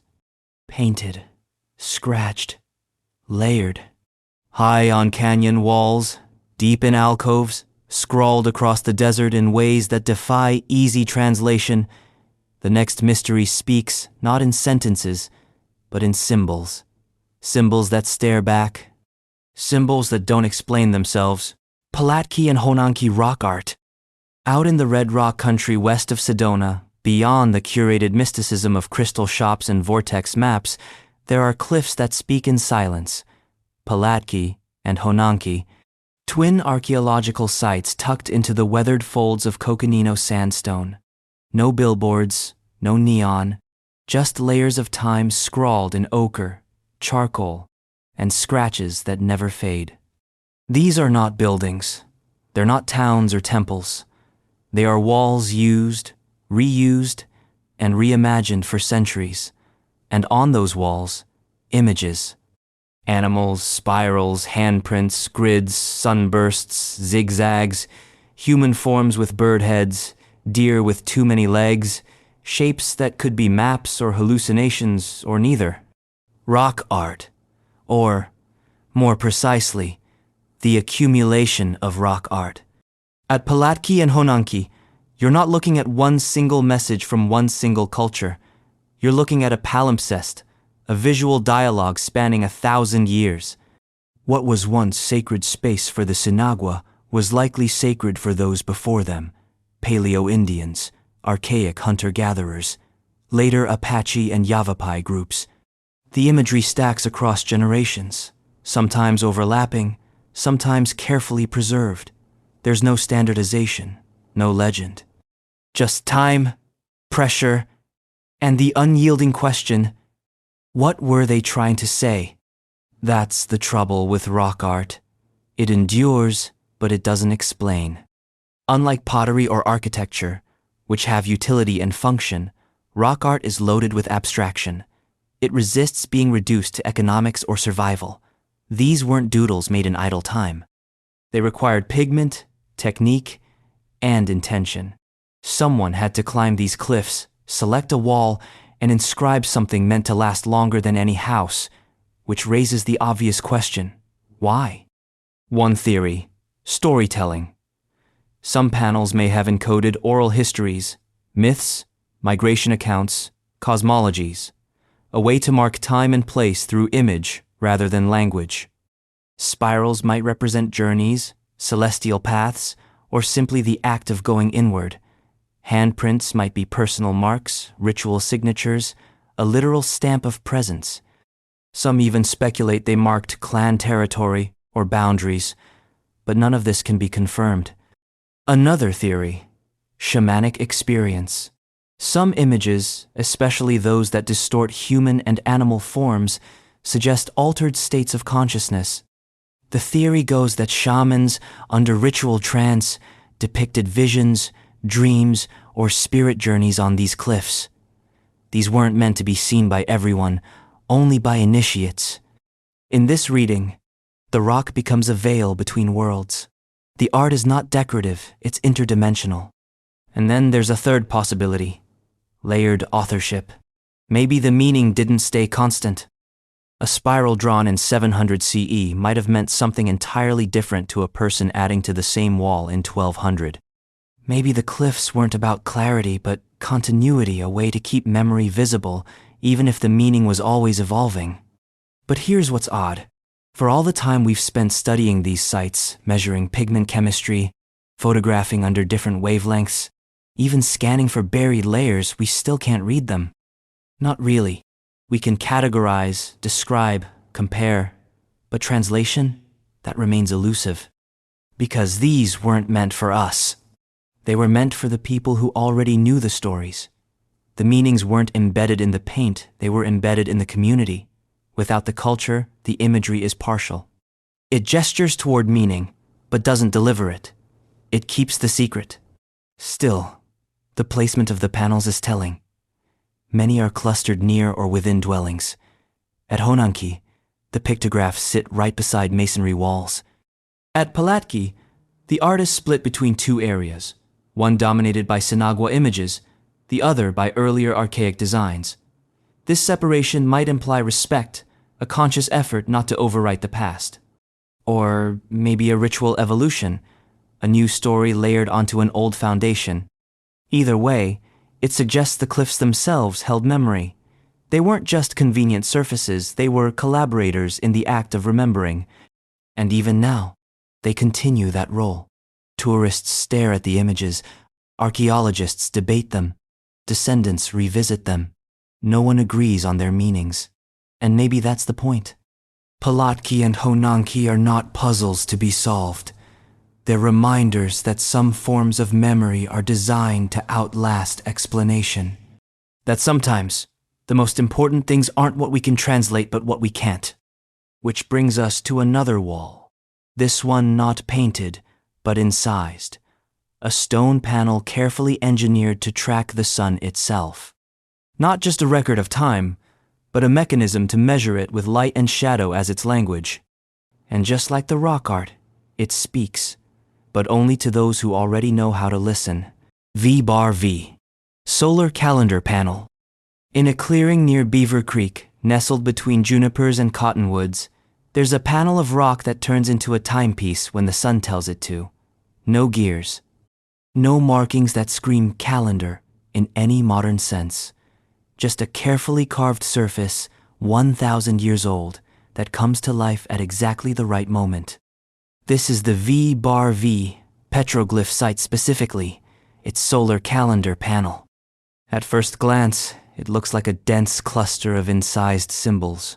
Zigzags, circles, animal figures, plant motifs. But when the sun reaches certain positions in the sky, most notably during the equinoxes and solstices, narrow shafts of light pierce through gaps in the surrounding cliffs and cast razor-sharp beams onto specific parts of the Scandoph panel. At the summer solstice, a narrow dagger of light hits the center of a spiral. On the equinox, a second beam intersects a different motif. It's not random, it's not poetic coincidence, it's engineered. The Hohokam or Sinagua peoples, no one's quite certain which built this system with brutal precision. Rock was selected, angles were studied. The panel was placed and carved to reflect solar movement perfectly across the seasons. It is, for all intents and purposes, a prehistoric solar observatory, one that requires no telescope, no lens, no math. Just time and light. So what was it for? The immediate answer is agricultural. Farming in the Southwest demanded accurate seasonal timing. Plant too early and you risk frost. Plant too late and the rains fail you. Knowing the solstices and equinoxes meant knowing when to begin preparing fields, when to harvest, when to hold ritual. But the deeper answer is spiritual. In many indigenous traditions, the sun isn't just a celestial body, it's a being, a force, a father. Tracking its movement wasn't about science, it was about alignment, harmony. Observing the solstice wasn't a data point, it was a ceremony, a reenactment of cosmic order. And the calendar at V isn't abstract, it's woven into local iconography. The spiral, common in southwestern rock art, is more than decoration. It represents movement, cycles, journeying. In the context of the solar calendar, the spiral becomes both a clock and a map, one that only becomes legible at the right moment. Which means the panel wasn't a static display. It was interactive, seasonal, alive. Of course, modern eyes often miss this. A visitor might see a bunch of old scratches on a cliff face. Without the light, without the moment the system goes quiet, it looks like chaos. Only when the sun is just right does the pattern reveal itself, which makes the act of observation a kind of ritual too. You have to wait. You have to return. And that may be the real point. V wasn't just a tool for scheduling. It was a site of return, a ceremonial waypoint that tied time to place, place to story, story to community. Every year, the light would return. The dagger would slice through stone, and the people would gather not just to watch, but to remember. To remember that time is not a straight line. It's a loop, a spiral, something you come back to again and again as the light moves and the shadows remind you of what you already know. And just west of here, hidden in the desert hills near Tucson, there's another spiral. But this one isn't carved in isolation, it's caught in a beam of light that appears only twice a year. Not random. Not decorative. A sun dagger, aimed at memory. Built into a petroglyph, set in stone, and still pulsing with the echo of ceremony. Picture Rock's sun dagger near Tucson. Just west of Tucson, on a stretch of desert that most people pass without slowing down, a panel of rock sits quietly under a rugged slope, sun-bleached, wind-worn, and marked with a strange pattern that almost looks accidental. It isn't. This is Picture Rocks, and like the V-bar-V site to the north, it hides a secret that only reveals itself when the timing is just right. At first glance, you see a cluster of petroglyphs, spirals, lines, circles, and abstract forms scratched into a rock face that leans slightly upward, exposed to the relentless southern Arizona Sunday. It looks like dozens of other rock art panels, but this one moves not by touch, but by light. Twice a year, on the summer and winter solstices, a narrow shaft of sunlight pierces through a gap in the surrounding rocks. That light strikes the spiral motif directly right on the mark, like the stone is being sliced with a celestial blade. It's not poetic license. It's geometry, astronomy, engineering. And it's been happening that way for centuries, possibly over 1,000 years. A solar calendar? Almost certainly. A ritual marker? Probably. But more than that, the Picture Rock's sun dagger is a performance, a collaboration between stone and sun, timing and memory. The spiral is small, etched with a kind of restrained confidence. It's not extravagant, but it's deliberate. Its placement, aligned with the seasonal path of the sun, suggests that whoever created it wasn't guessing. They knew. They watched the light change over time, mapped its movement, understood its cycle, and carved accordingly. Not randomly, not artistically, functionally. But here's the thing. We don't know who they were. This site sits far from major Sinagua or Hohokam population centers. It's near older trincheras sites, those terraced volcanic hills we still struggle to interpret. It may have been built by ancestors of the Oedam, or by a group no longer remembered by name.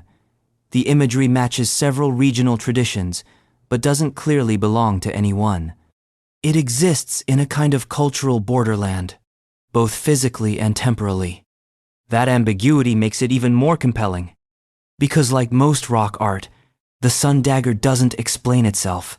It doesn't come with an instruction manual. There's no carving that says, "Look here on the 21st of June." There's just the image, the angle, and the light. It demands patience.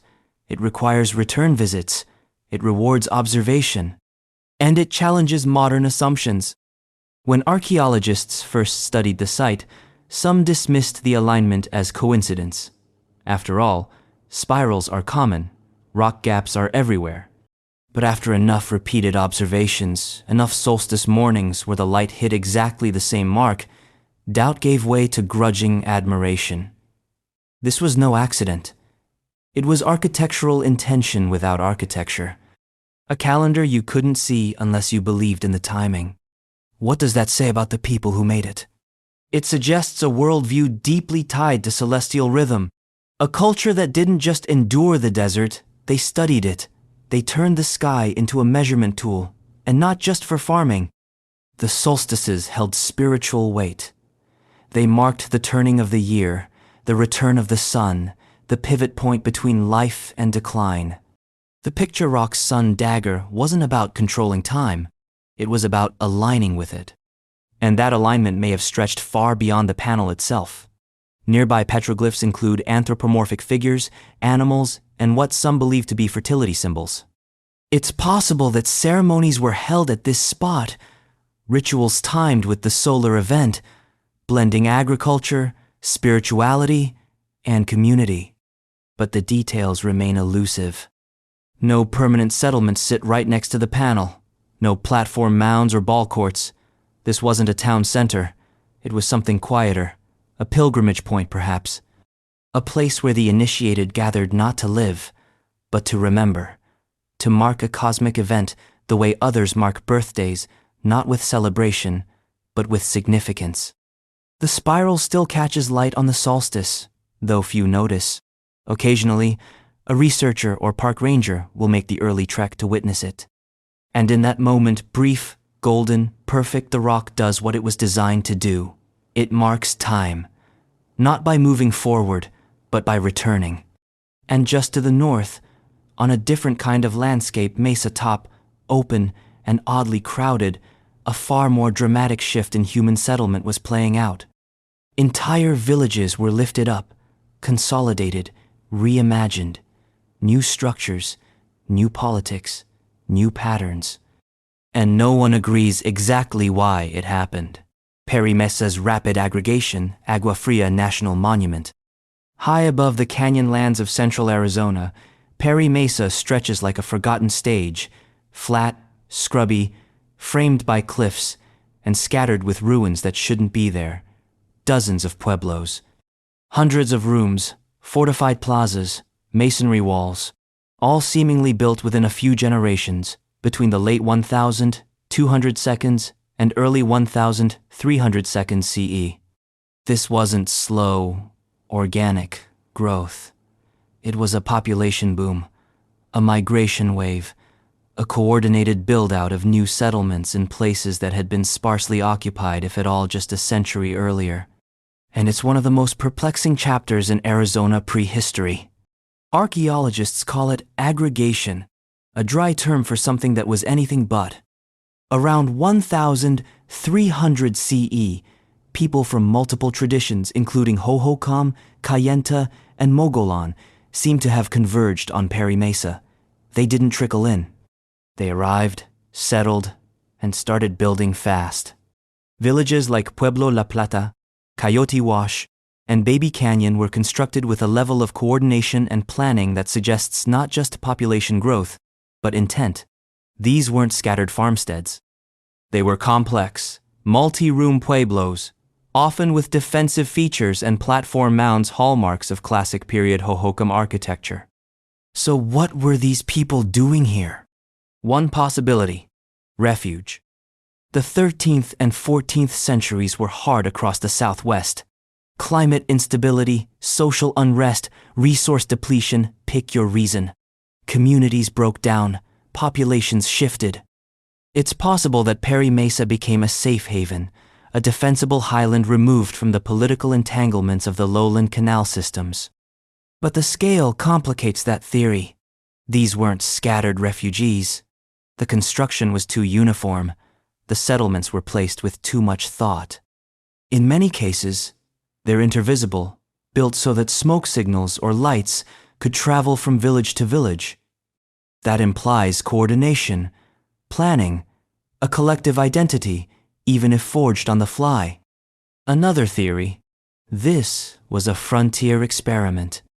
Rather than being driven purely by crisis, the Perry Mesa movement might have been strategic, a cultural pivot. Groups deliberately left the lowlands to establish a new kind of social order, one that merged ritual elements like platform mounds and plazas with defensive strategies like narrow entrances and cliffside locations. The architecture suggests both openness and fear. Trade didn't stop. Shell artifacts from the Gulf, copper bells from Mexico, and pottery from distant regions show up here too. So Perry Mesa wasn't isolated, but it was watching, guarding, reorganizing. And perhaps the most puzzling question of all: why did it end? By the mid to late 1300 seconds, many Perry Mesa pueblos were abandoned, quickly, cleanly, as if the same coordination that built them also dissolved them. There's no widespread destruction. No signs of battle or famine, just absence. Some suggest that internal tensions between different migrant groups, or between elite managers and common laborers, may have fractured the cohesion. Others point to environmental decline. Still others believe the purpose of the aggregation was always temporary, a retreat meant to stabilize, reorganize, and then return. But return to what? That's the unsettling part. Perry Mesa wasn't just a settlement pattern, it was a social experiment. One that rose fast, made bold architectural and political statements, and then disappeared before anyone left written records. And all across its ruins, archaeologists keep finding signs of ritual continuity: red pigments, polished stones, circular plazas aligned to solar events, which suggests that even in times of crisis, or perhaps especially in times of crisis, people still needed ceremony, still needed memory, still needed the sacred.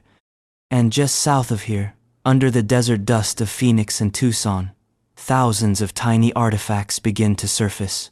Bells, small, green, metallic. They don't belong here. They were never made here. They came from hundreds of miles away. And yet, they were everywhere. Copper bells in Hohokam, Arizona. They're small. Some are no bigger than a thumbnail. Some have clappers still intact. Some are corroded into silence, their green patina the only thing keeping them from crumbling into dust. But however broken or whole, they ring a sound that doesn't belong to this place. Not really. Copper bells. Thousands of them have been found in the Hohokam region, buried in trash mounds, hidden in caches, tucked beside offerings in cremation pits. Some are conical, some globular, some shaped like frogs or miniature masks. They're not standardized. They don't come with inscriptions or owners. But they do come with mystery. Because they weren't made here. The copper bells of Hohokam, Arizona are imports part of a vast and still poorly understood network of trade that stretched deep into what is now western Mexico. The metallurgical signatures point south, to the Sierra Madre Occidental, to the ancient West Mexican metallurgical traditions of cultures like the Tarascan and earlier Proto-Tarascan groups. Those people were working copper in innovative ways by the 702nd CE. Bell casting, especially through the lost wax technique, was one of their specialties. But how did those bells travel hundreds of miles north, across deserts, mountain ranges, and cultural borders, to end up in places like Snaketown, Casa Grande, and Pueblo Grande? We don't know. That's the hard truth. We know they came. We know the Hohokam prized them. But the roots, the brokers, the logic of the exchange, they remain largely invisible. The bells themselves are all we have, and they are strangely silent on the matter. What we can say is that they weren't just trinkets. They were too rare, too carefully placed. In Hohokam cremation burials, for example, copper bells show up in patterns, sometimes near the head, sometimes grouped in sets, occasionally paired with shell ornaments or turquoise. This isn't random, it's ritual. So what did they signify? We can guess. Maybe they were status symbols, auditory badges of elite identity. In a world where social position wasn't necessarily broadcast through architecture, sound might have served as a kind of mobile authority. Bells announce presence. They draw attention. They can't be hidden once rung. Or perhaps they were spiritual tools used in ceremonies, dances, or rites of passage. In many Mesoamerican cultures, bells were associated with the supernatural. The sound was believed to attract or repel spirits, mark sacred time, or channel divine presence. If that belief traveled north with the bells, it might explain why they were placed with the dead. There's also the possibility of performance. Bells were likely worn on clothing, belts, headdresses, or even strapped to ritual tools. The clink and jingle would have accompanied movement, transforming bodies into instruments. A dancer wearing copper bells doesn't just move through space, they occupy it, announce it, dominate it. What's haunting is how few clues we have about who managed this exchange. Was there a class of Hohokam traders who ventured south into Mexico, forging ties with metallurgists and middlemen? Or did the bells travel through relay networks handed off from one group to the next across hundreds of miles? If so, how much was lost or added in translation? Some researchers argue that these bells were never just objects, that they were beings, in a cosmological sense, agents, things that carried stories, powers, responsibilities. In this view, the bells didn't arrive as commodities, they arrived as emissaries. But even if we lean toward the practical, treating the bells as high-value prestige goods, they still imply organization. Someone had to arrange the exchanges. Someone had to decide who got the bells and when. And perhaps most telling, someone had to know what they meant.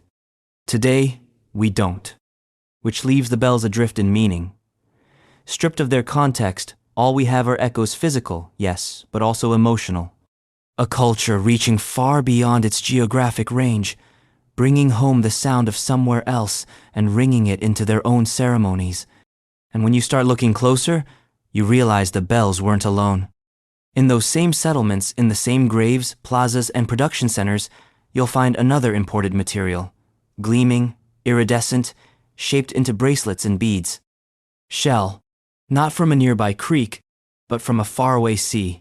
Shell industries of the hohokam. Long before the first Spanish expeditions ever saw the Gulf of California, the hohokam were already trading with it. They didn't have ships, they didn't have ports, but they had something else, a network, a knowledge system, and a deep, enduring appetite for what the desert could not produce on its own. Shells. Tens of thousands of marine shell artifacts have been recovered from hohokam sites, particularly in the Phoenix and Tucson basins. Bracelets, rings, beads, pendants, each one shaped, polished, and sometimes engraved with intricate designs.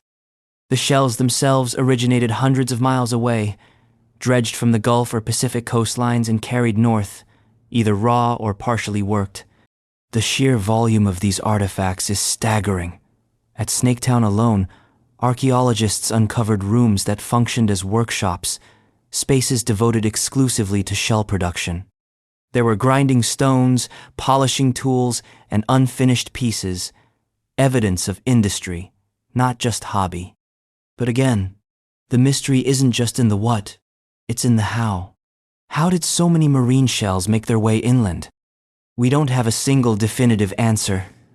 Some suggest hohokam traders traveled to the coast themselves, braving the Sonoran Desert to reach what is now the northern Gulf of California.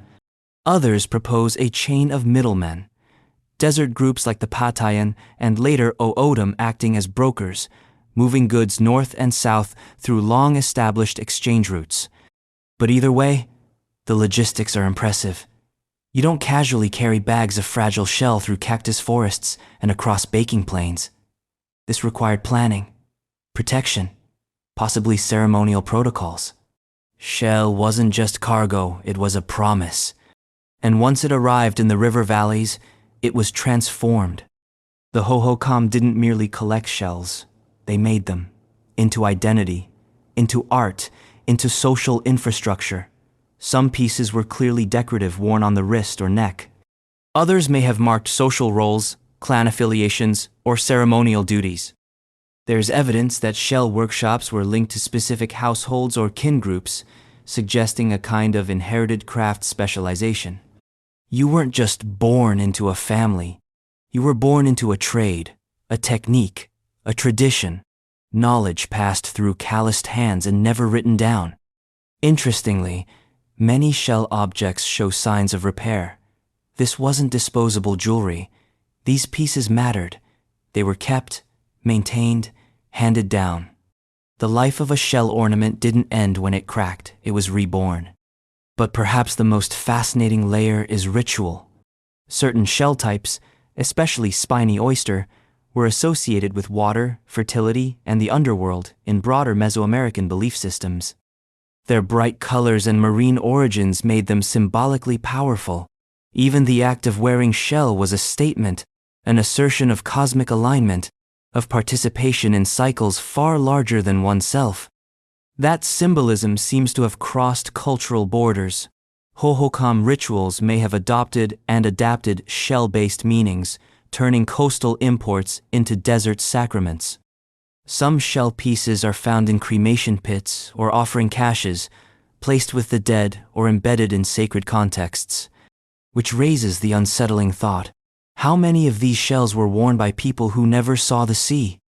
To wear the ocean in the middle of the desert on your wrist, around your neck, over your heart, is to collapse geography. to make distance intimate. The hohokam didn't just trade for shell, they translated it into memory, into meaning. And that brings us to one of the most haunting stories of cultural mixture in prehistoric Arizona, a site where influence wasn't just imported, it was fused. Northern pottery, southern architecture, migrations, upheaval, and identity formation all layered in red rock above a volcano's ash. They called it Wupatki. And what happened there still resists neat explanation. Wupatki's multi-ethnic experiment. Wupatki doesn't sit comfortably within any single cultural narrative. It refuses to be simplified. Perched on the brittle, sun-charred land north of Flagstaff, surrounded by lava flows from Sunset Crater and backed by the haunting immensity of open space, Wupatki looks like a puzzle assembled from pieces of different boxes. Architecturally, it resembles northern Puebloan sites, multi-room, sandstone dwellings rising 2 and 3 stories high, with plazas and internal courtyards. But then you notice the ballcourt, hohokam style, oval, sunken, out of place. And then there's the masonry part, Sinagua, part Cayenta, ancestral Puebloan, part something else entirely. The ceramic record is just as mixed, black on white bowls from the north, red on buff jars from the south. Trade goods that whisper of long trails and cross-cultural deals. If Wupatki feels like a contradiction, that's because it was built by contradictions. After the eruption of Sunset Crater in 1085, the surrounding landscape transformed. Where once there was arid, marginal land, now there was volcanic ash. Fragile, yes, but capable of absorbing and retaining moisture like a sponge. Suddenly, dry farming became viable. People moved in, lots of them. But they weren't all from the same place. The archaeological record suggests that Wupatki was a gathering point. A settlement formed by the convergence of different groups, Sinagua from the Verde Valley, Cayenta migrants from the northeast, maybe even hohokam traders from the south. They didn't just bring pottery styles and basketry patterns. They brought worldviews, stories, rituals, and somehow they coexisted. For a time. It's this hybridization, this deliberate multi-ethnic fusion that makes Wupatki so fascinating. It wasn't just multicultural in a passive sense. It functioned that way. People shared space, collaborated on large construction projects, maintained ballcourts and kivas side by side. They likely spoke different languages or dialects, followed different deities, and traced ancestry to different origins, and yet, for at least a century, they built something together. Was it peaceful? We don't know. There are no clear signs of conflict in the ruins. No burned rooms, no weapons caches, no defensive structures beyond the basic elevation and layout. But absence of evidence isn't evidence of absence. Tensions may have existed, and simply never left a trace. But what's equally possible and far more intriguing is that Wupatki was a negotiated space, a social experiment where different traditions were allowed to coexist because they had to. The land was productive, but still precarious. The ash-enriched soil offered opportunity, but not indefinitely. Shared success may have required shared governance. Some scholars suggest that ritual was the glue. The ballcourt, for example, might have hosted games. Yes, but more importantly, it may have hosted ritual performances that unified the community. Ceremonies that wove multiple traditions together. A kind of sacred diplomacy. Others point to the communal layout. The main Wupatki pueblo includes over 100 rooms, but there's no central leader's residence, no elite tomb. It feels collectively built, horizontally organized, not vertically controlled. Even the architecture itself hints at collaboration. Northern and southern building styles intermingle. Roof construction methods from different traditions overlap. It's as if people weren't just tolerating difference, they were building with it. But then, sometime in the 1,200 seconds, Wupatki begins to fade. The reasons are familiar and murky. Environmental stress, depleted soils, drought cycles, social strain.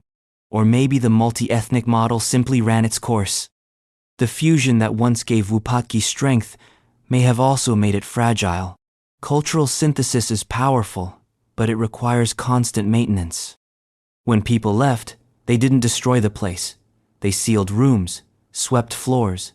They walked away with a kind of quiet finality, as if Wupatki had served its purpose. What remains is not a battlefield or a disaster zone.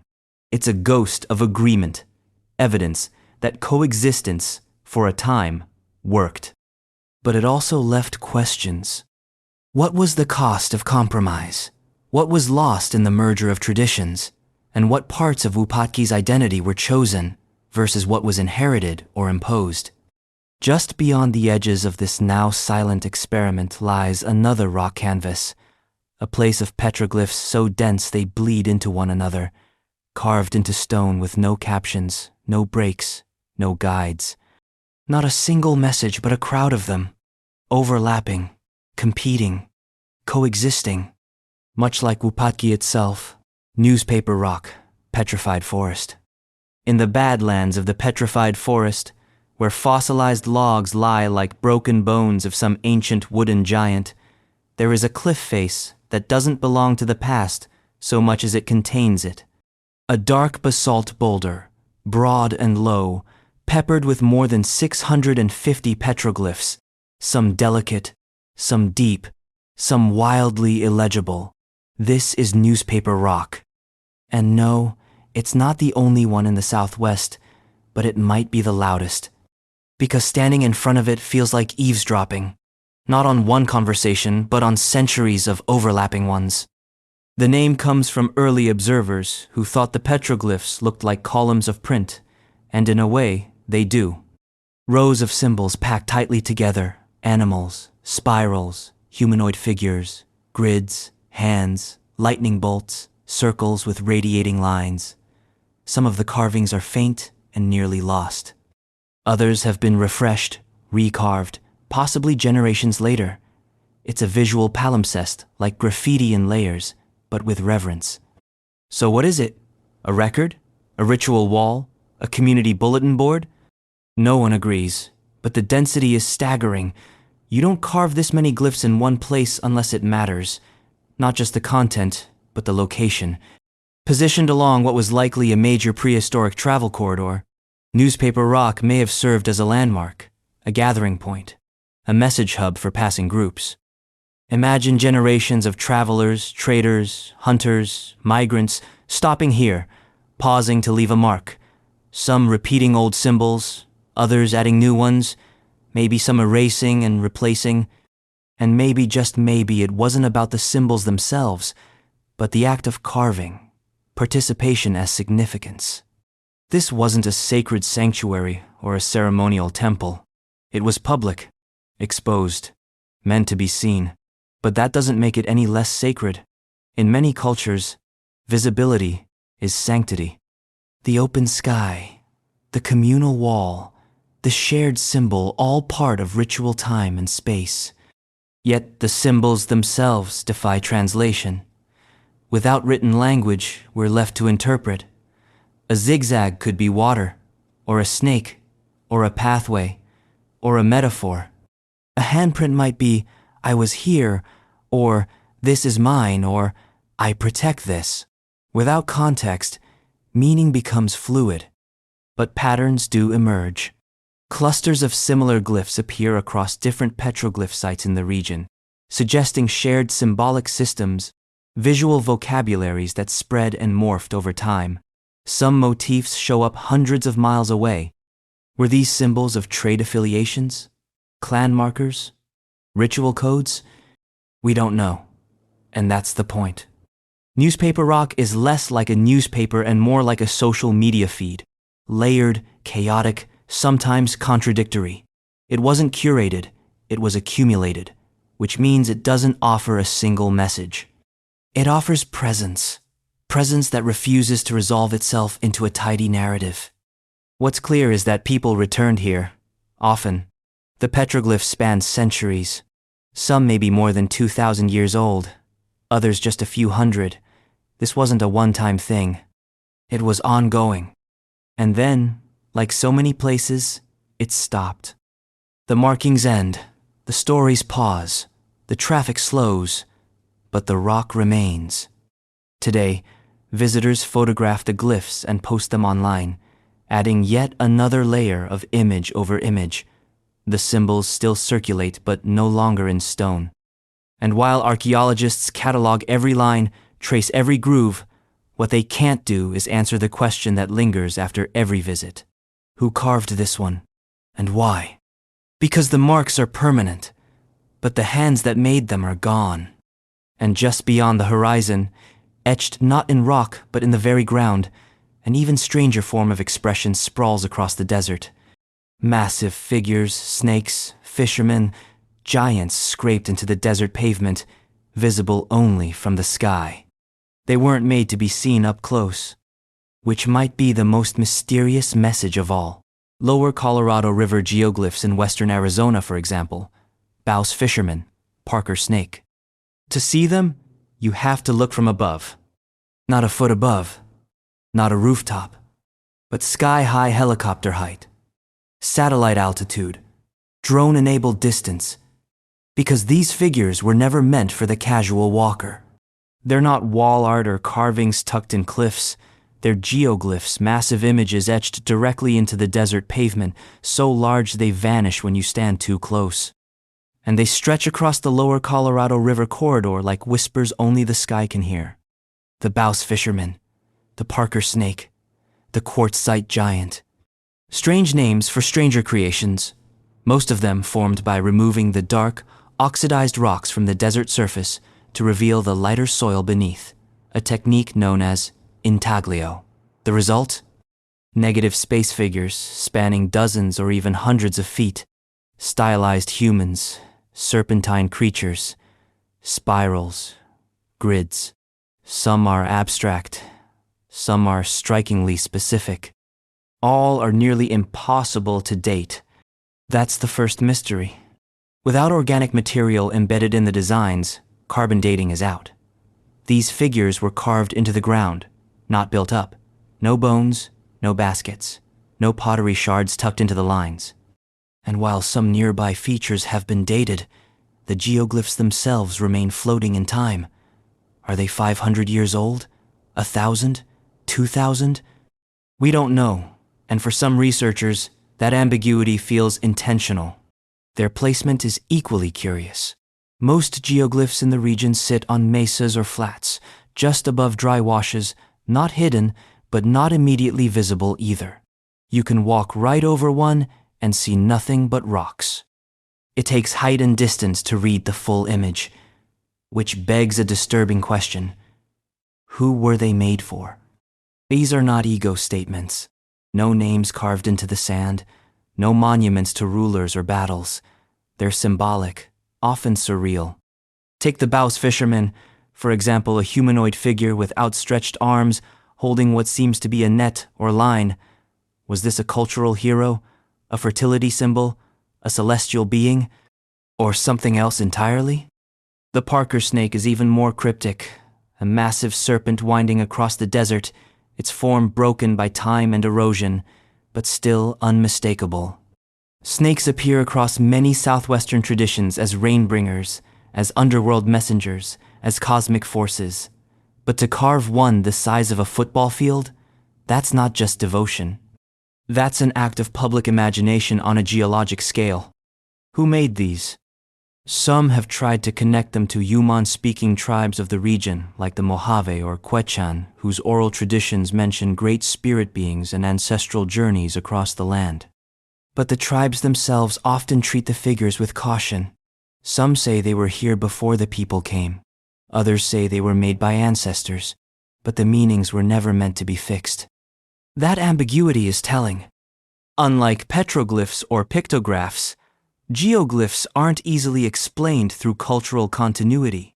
They sit outside most known timelines and ritual systems.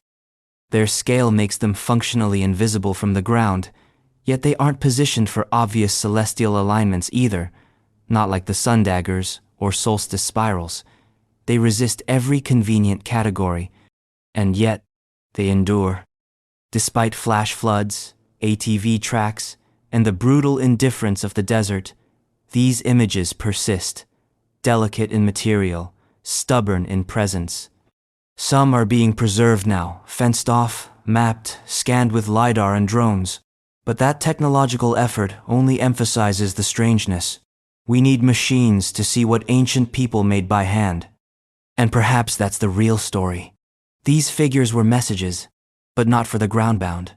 They were acts of vertical communication, maybe with spirits, maybe with gods, maybe with nothing at all. Just expressions of vision so large they outgrew the body, symbols meant to exist at the edge of perception. And, not far from them, in the upper reaches of Arizona's painted deserts, another kind of migration story unfolds, one tied not to geometry but to memory. A series of pueblos rising and falling with the tides of oral history, a place where archaeology and living traditions still argue over the same footprints. It's called Homolovi, and according to the Hopi, they've never really left it. Homolovi and the Hopi migrations. You can see the ruins from the road. Just outside Winslow, Arizona, past the slow crawl of the little Colorado River and the low hum of passing traffic, lie the remains of a cluster of ancestral pueblos. Stone outlines faded to sand-colored scars.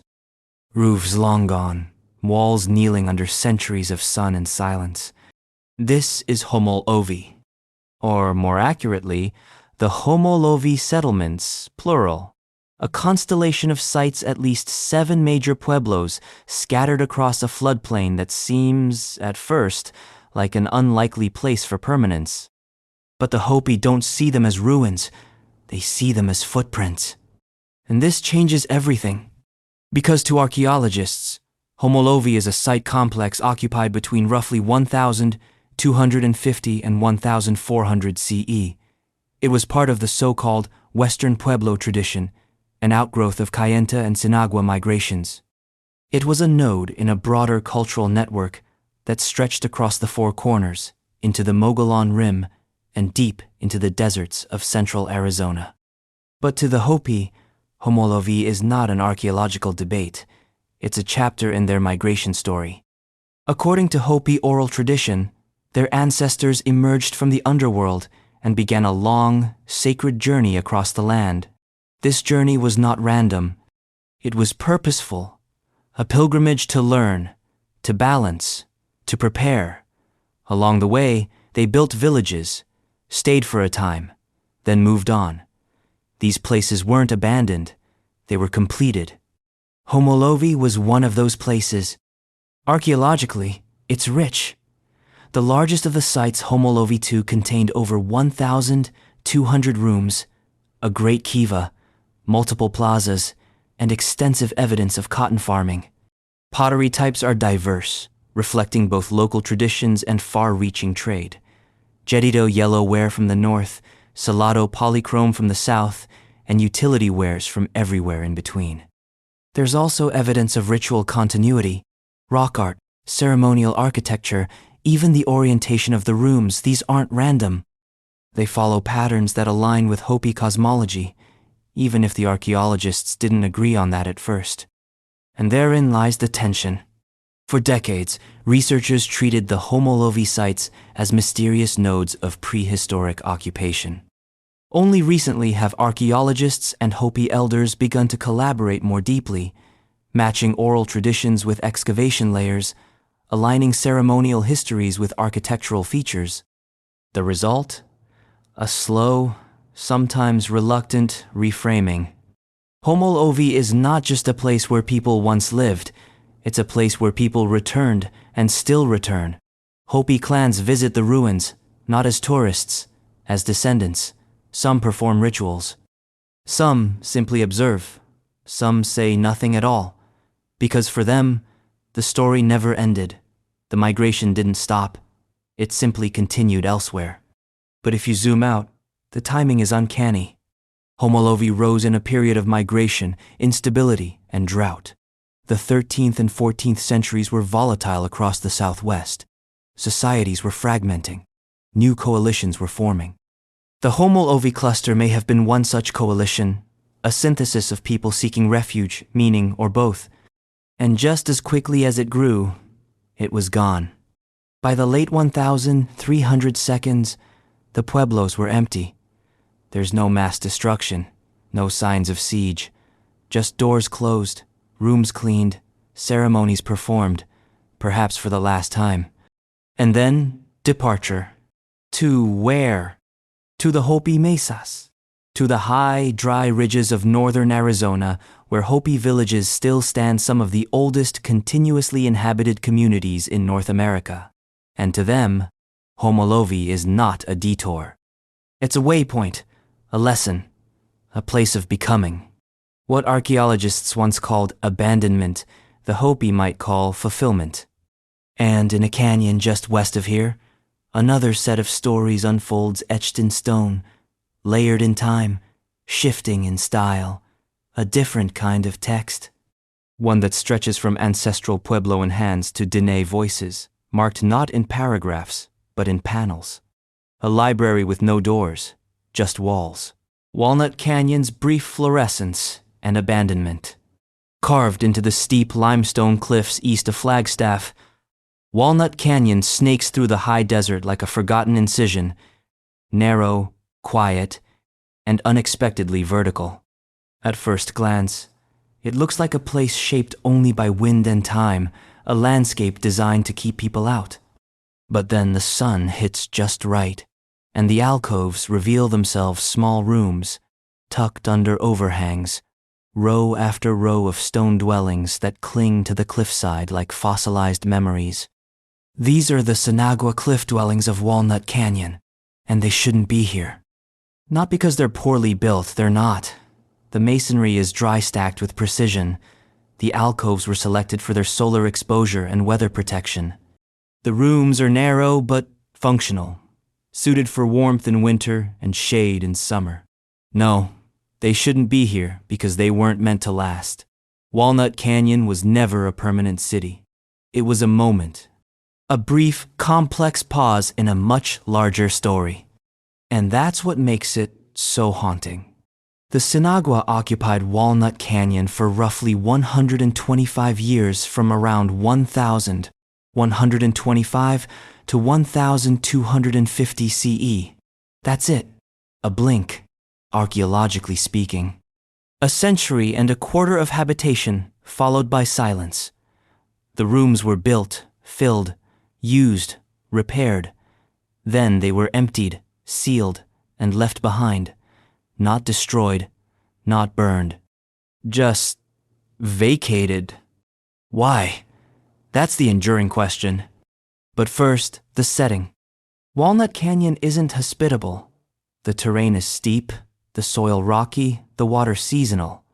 You have to climb to reach most of the dwellings, and there's little room for communal plazas or agriculture. Yet the canyon's natural rock shelters made it defensible, weather-resistant, and for those with the skills livable. Still, this wasn't an isolated hermitage. The Sinagua at Walnut Canyon were plugged into regional networks. Pottery styles show trade and cultural overlap with nearby pueblos. Food remains indicate both foraging and farming. There are traces of corn, squash, beans, and wild resources like prickly pear, agave, and piñon nuts. They were cultivating the edges, surviving in the margins, and somehow turning a vertical canyon into a horizontal village. What's even more curious is that many of the cliff dwellings seem to have been built during a single construction wave around the early 1100 seconds, then gradually modified. That suggests planning, coordination. Not a slow trickle of settlers, but a communal decision to build something difficult in a place no one would expect. Which brings us to the question of why they left. There are theories, as always.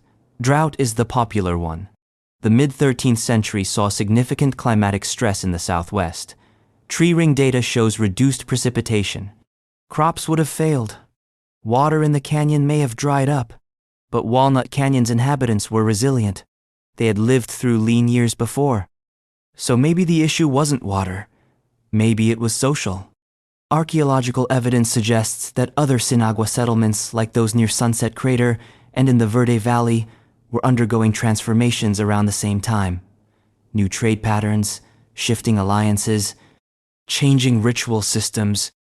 It's possible Walnut Canyon was part of a temporary dispersal strategy, people scattering into smaller, more defensible settlements during a period of instability, then reconsolidating once conditions improved. Or maybe Walnut Canyon wasn't meant to last in the first place. Maybe it was never intended to be permanent. Maybe it was a seasonal site, a retreat, a ceremonial outpost that grew into something larger and then was folded back into the larger migration narrative. That would explain the careful exits. The rooms weren't trashed, hearths were cleaned, entrances were sealed with stone. Some possessions were left behind, but not haphazardly. This wasn't flight. It was conclusion. Which leads us to the same mystery that haunts so many pre-contact sites in Arizona. Why does presence vanish so cleanly? And what fills the silence after? The Hopi and Zuni oral traditions speak of migrations through this region, of places occupied, honored, then left behind once their purpose was fulfilled. If Walnut Canyon was one of these waypoints, then the abandonment wasn't failure. It was fulfillment. But we'll never know for sure. Because the rooms remain, empty and echoing, the wind moves through them like a storyteller with no script, and the canyon walls hold their breath. Just northeast of here, the walls begin to talk again, more directly this time. Not through architecture, but through layered panels of rock art figures, shapes and stories scratched into stone across thousands of years. Ancestral Puebloan at first, then Hopi, then Dene, then U.S. military. A canyon where every wall is a page, and every page contradicts the last. Welcome to Canyon de Chelly. Canyon de Chelly rock art. Canyon de Chelly is not a canyon in the poetic sense, it's a library. A deep-cut sandstone world in northeastern Arizona, winding and monumental, Canyon de Chelly, pronounced de, has been continuously inhabited for over 5,000 years. Its vertical walls rise like red curtains, but instead of stagecraft, they offer something else: records, writings, warnings, dreams. Because inscribed across these walls, sometimes at eye level, sometimes high above reach, are stories told in petroglyphs and pictographs, hundreds of them. Thousands, if you count every faded scratch and hidden panel, figures with outstretched arms, hunters chasing deer, spiral trails, corn stalks, snake forms, dancers, faces, stars, and most unsettling of all, silhouettes of riders on horseback, some holding rifles. This is not just rock art, it's layered memory. Unlike many petroglyph sites that reflect a single cultural moment, Canyon de Chelly's walls are a palimpsest. Ancestral Puebloan images dating back as far as 2,000 years sit beside 18th century Navajo depictions. In some cases, images are scratched directly over one another. This isn't erosion, this is contradiction. Because what's preserved here is not agreement, it's survival. The canyon was home to ancestral Puebloans until around the 1,300 seconds, when they moved out, likely joining what would become Hopi communities to the west.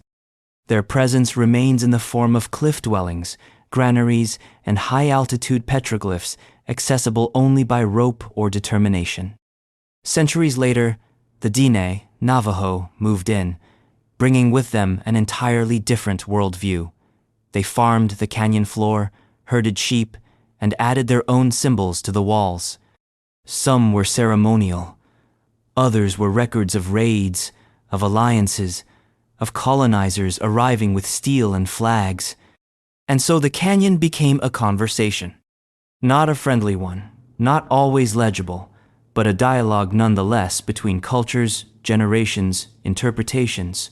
A Hopi clan sign scratched next to a Dene ceremonial image. A Spanish rider drawn beside an older fertility symbol. A U.S. cavalryman's name etched into the sandstone like a footnote no one asked for. What makes this art so powerful isn't its beauty, it's its density. Canyon de Chelly holds more uninterrupted indigenous history than almost any other site in the Southwest. and much of that history is told not in words, but in line and shadow. Some images repeat, spirals recur, as do masks and lightning bolts, but meanings shift. The same symbol might carry different significance to different cultures, or even to different generations within a single group. And that's what makes interpreting the canyon both rich and impossible. We want clean translations. We want to say, this figure means fertility, or this line denotes migration. But Canyon de Chelly refuses to flatten. It insists on ambiguity, on multiplicity. Because the canyon isn't telling a story. It's telling all of them at once. And sometimes, when the light hits just right in the late afternoon, you'll see a handprint perfectly preserved pressed high on the canyon wall. No name, no date, just a hand reaching out of the past. And farther south, in another redstone wilderness, that hand reaches again, only this time it builds. Not just images, but an entire cultural phenomenon that archaeology still doesn't fully understand. A style, a people, or perhaps a synthesis of both. It's called Salado, and whether they were migrants, converts, or something else entirely remains the kind of mystery that refuses to be boxed in. The Salado phenomenon at Tonto.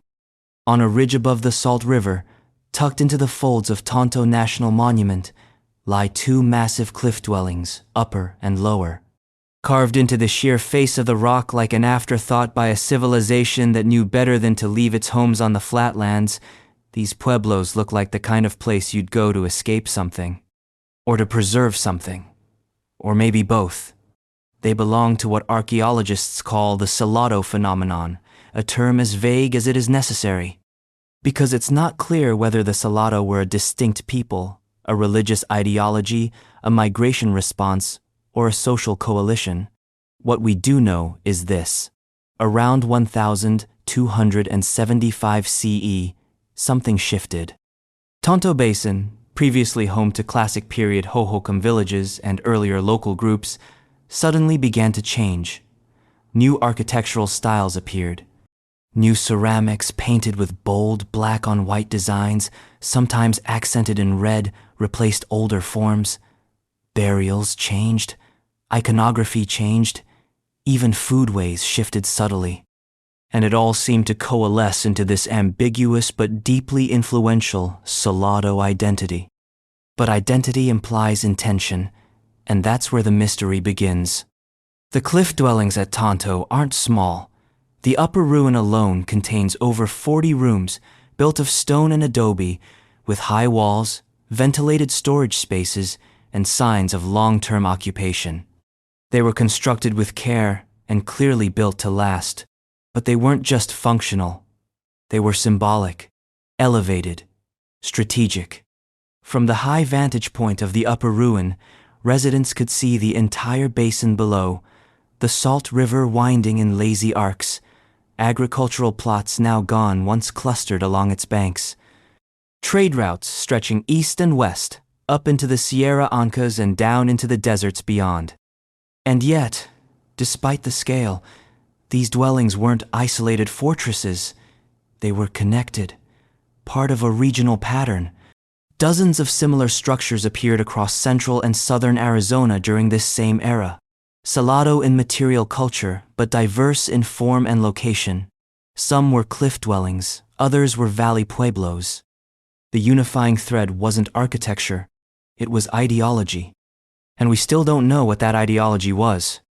Some scholars argue that the Salado phenomenon reflects a religious movement, a unifying belief system that swept across cultural boundaries during a time of migration and instability. This theory posits that Salado pottery, with its distinctive iconography, stylized snakes, horned figures, elaborate headdresses, functioned like ritual paraphernalia, objects of belief, symbols of membership.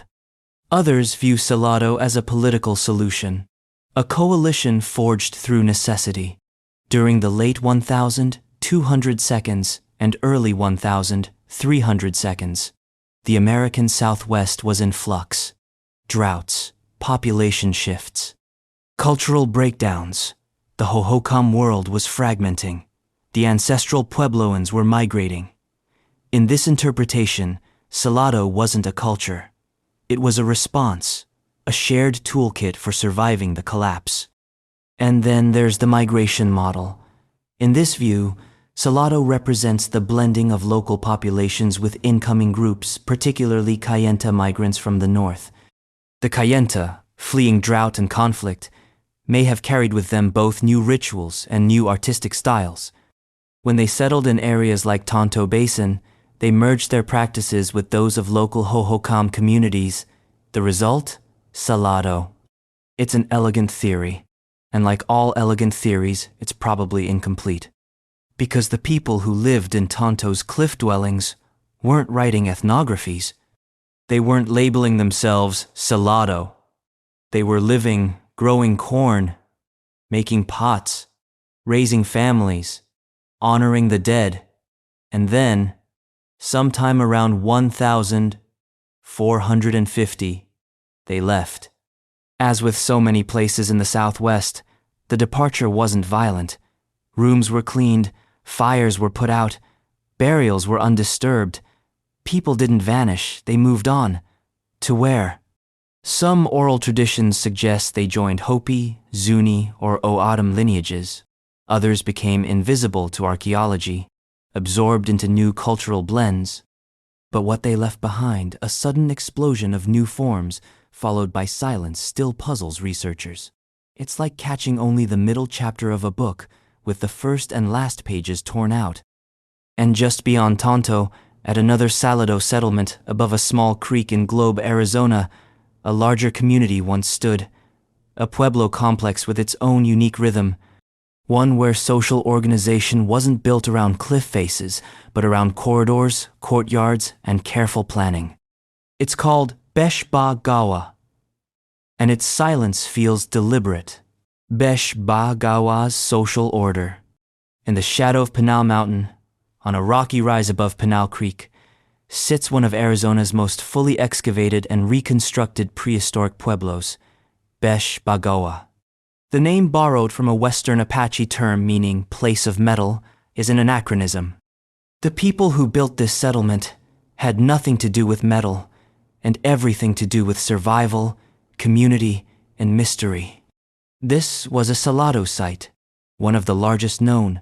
At its peak in the 1,300 seconds, it likely housed hundreds of people. The architecture is dense, over 200 rooms arranged in blocks, connected by narrow corridors and internal plazas. Rooms were built in sequential stages, suggesting expansion over generations, but also strategic planning. This wasn't ad hoc settlement, it was designed. And yet, we don't really know who designed it, or why it was laid out this way. Besh ba gowa's structures include residential spaces, storage rooms, possible ritual chambers, and communal courtyards. The masonry varies, indicating both continuity and change. Some walls are clean, symmetrical, tightly packed. Others seem rushed, as if built under pressure. Some doorways were sealed and resealed. Some rooms were modified mid-use. The village breathes with adaptation.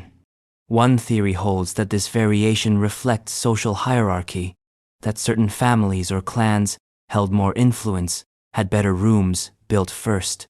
But there's no hard evidence for class divisions here. The rooms are largely uniform in size and construction. There's no palace, no elite burials, no monuments. That absence leads to another possibility. Besh ba gowa was a communal society, egalitarian in structure if not in practice. Power, if it existed, was diffuse, consensus-driven. Perhaps spiritual rather than political. Then there's the matter of the platform mound, now eroded, but still visible. It's not as grand as those at Casa Grande or Pueblo Grande, but its presence implies ritual coordination. Mounds weren't random. They were symbolic centers, places of ceremony, identity, and maybe governance. That a platform mound existed at Besh ba gowa suggests that the settlement wasn't just residential, it was ideological. Salado pottery found here is among the most refined in the region. Intricate black-on-white designs, complex red on buff forms, symbols that recur across hundreds of miles. It wasn't just utility wear. It was communicative, decorative, possibly spiritual. So what was Besh for?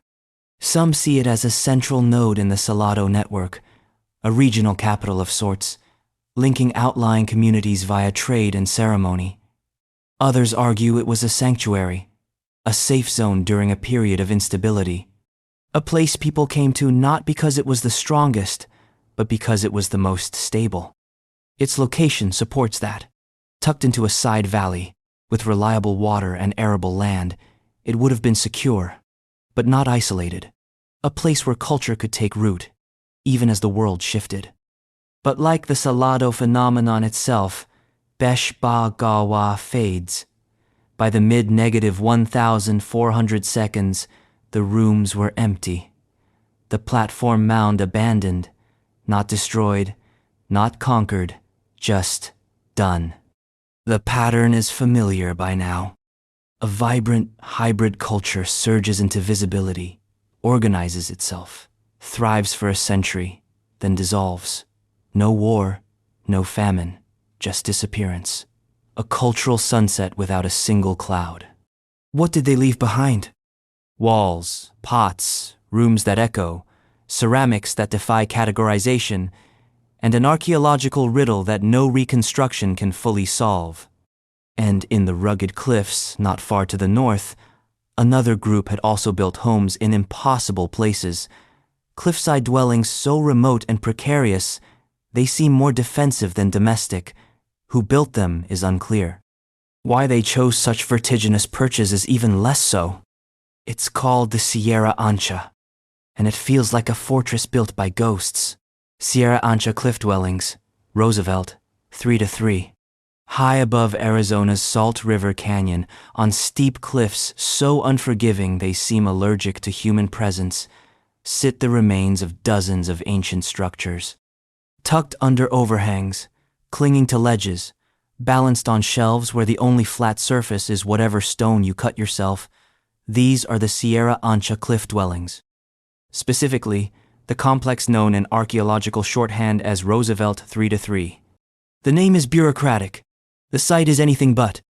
You don't accidentally find this place. You climb, you scramble, you curse the loose rocks in vertigo. And when you finally reach one of the dwellings, a dusty, wind-blown rectangle of stone and mortar, you can't help but ask the question that's plagued archaeologists for decades. Why here? Because these aren't casual homes, these are statements.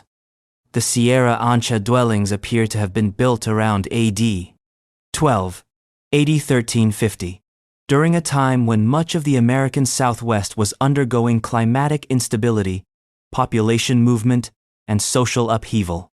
And yet, here in the rugged Sierra Ancha range, someone, not just a few stragglers, but entire communities chose to build in places that defied accessibility. And not just one structure. Over 40 known sites, each one requiring significant labor, engineering, and a touch of madness. What makes it stranger is the cultural fingerprint. The dwellings show architectural elements of Salado influence, use of masonry and plaster, Salado-style ceramics like Roosevelt, red ware, and artifacts that link them to wider regional exchange systems. But they also retain local idiosyncrasies. They're not entirely Salado, not entirely Mogollon, not entirely ancestral Puebloan, which raises the unsettling possibility. Maybe these people were none of those things, or maybe they were all of them. One hypothesis suggests that Sierra Ancha was a cultural refugium, a place where fragmented communities fled to preserve autonomy. In other words, these dwellings might have been built by people who didn't fully belong anywhere else. The architecture is defensive, the locations are absurdly difficult to reach, water is scarce. Arable land is limited, so why would anyone live here? Maybe because they had to. There are parallels to other crisis settlements in the Southwest places where people sought security in elevation, building on mesas, cliffs, and remote outcrops. But Sierra Ancha stands out for its sheer extremity. These aren't just high-altitude homes, they are architectural acts of disappearance. Some researchers argue the sites weren't meant for permanent occupation, that they were seasonal retreats, ceremonial refuges, or emergency shelters used during raids or regional conflict. But others point to evidence of long-term habitation, fire pits, storage rooms, midden deposits. This wasn't just a campsite, it was a lifestyle, and a deliberate one. Many of the structures are tucked into overhangs that protect them from rain and harsh Sunday. Some are 2 stories, some have partially preserved roofs. There's order here, not desperation. Planning, not panic. Whoever lived here was trying to make it work, which makes their choice even more provocative. Were they avoiding someone, hiding from a larger cultural system, or resisting the collapse of another? Because by the mid-1300 seconds, like so many other sites in Arizona, the Sierra Ancha dwellings were empty, not destroyed, not burned, simply left, rooms sealed, hearths extinguished. The same silent ritual of departure. What lingers is the paradox. These were people who chose one of the most defensible, remote, and strategically located environments imaginable, and then didn't stay. They left behind ruins so quiet they seem afraid to speak. And just south of here, on the edge of the Tucson basin, another community took a different route. Rather than hiding on cliffs, they built up. Raised platform mounds, organized space, transformed flat desert into ceremonial landscapes with trincheras and earthworks. It was more than settlement. It was performance. Morirana platform mound and trincheras complexes. Drive northwest from Tucson through the Santa Cruz Valley, and eventually the subdivisions thin out. Strip malls give way to open space. And if you know where to look, if you squint just right, you'll see it. A low, flat-topped mound rising gently above the desert floor. Covered now in gravel and brush, it looks like nothing. But 1,000 years ago, it was the center of something immense. This is the Morirana platform mound, or rather, was. What remains today is an eroded ghost of a structure that once anchored a sprawling, classic-period hohokam settlement, one of the most sophisticated trincheras and mound complexes in southern Arizona. And we still don't really know what it was for. Platform mounds are among the most enigmatic features in hohokam archaeology. Built from earth and stone, often in layers, they appear suddenly in the archaeological record around AD 1150 and spread rapidly across central and southern Arizona. Morirana's version is one of the best preserved and one of the most confounding. It wasn't defensive. There are no walls or fortifications. It wasn't residential in the traditional sense, though rooms were built on and around it. It wasn't just ceremonial either, although clearly, rituals occurred here. So what was it? Let's rewind. The Morirana site lies at the edge of the hohokam core, along the cultural frontier where traditions were blending with those of the trincheras culture to the south. The word trincheras refers to hilltop sites built with terraces and retaining walls found across northern Sonora and southern Arizona. Some were settlements, some were shrines, all were built with serious effort. At Morirana, archaeologists found not just a platform mound, but a complex surrounding landscape of trincheras features, hilltop terraces, walls, and check dams. Taken together, the site suggests a fusion of 2 traditions, the centralized ceremonial mound culture of the hohokam and the elevated segmented architecture of trincheras communities. What does that imply? It implies negotiation, cultural dialogue, a synthesis. The platform mound itself may have served as a stage literally and figuratively for ritual performance. Ceremonies conducted at the summit would have been visible to those gathered below. Sound would carry. Symbolism would resonate. In a flat desert, elevation becomes meaning. The rooms built atop the mound, now long vanished, may have housed elites, religious leaders, or even temporary ceremonial actors. Or they may have simply been symbols themselves, spatial metaphors for authority, connectivity, or cosmic alignment.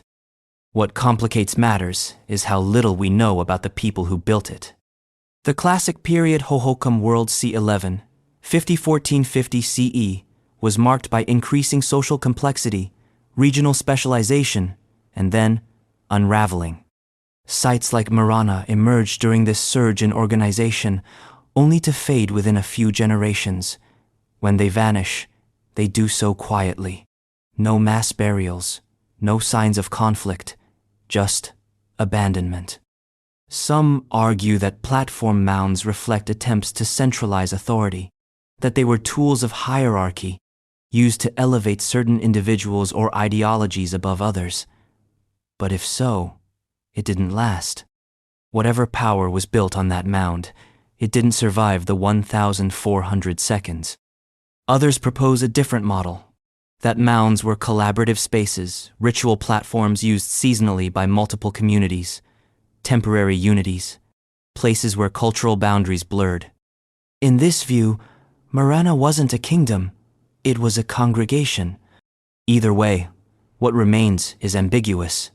Foundations, sherds, the imprint of presence, and the quiet knowledge that not far from this desert plain, another mound is forming, but not from ceremony, from erosion, from time. A cave, not a platform. A crack in the earth so deep it once seemed to touch the Ice Age.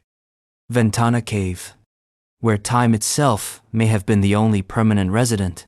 Ventana Cave's deep time. There are places in Arizona where time feels broken, where the past hasn't just lingered, but layered itself so densely into the ground that it pushes up through the surface, like old bones refusing to stay buried. Ventana Cave is one of those places, a shadowed recess in the landscape west of Tucson. Its name translates to window, though what it opens onto is less a view and more a vertigo-inducing plunge into prehistory. This is no ordinary cave. It's a timeline with walls. Archaeologists first excavated Ventana Cave in the 1940 seconds, led by Emil Hari and the University of Arizona. What they found seemed, at the time, revolutionary. Deeply stratified deposits spanning thousands of years, from early Paleo-Indian tools to classic period hohokam pottery. The sheer continuity was staggering. Few places in the American Southwest preserved such an unbroken archaeological record. And then it got weirder. Near the deepest layers under meters of sediment and volcanic debris, excavators uncovered artifacts associated with extinct megafauna: sloth, bison, horse. There were tools, fire-cracked rocks, and what appeared to be a hearth feature. If the interpretation held, it would mean humans had occupied the site during the Ice Age, contemporaneous with mammoth hunters at sites like Clovis and Laner. The claim was bold. Too bold, maybe.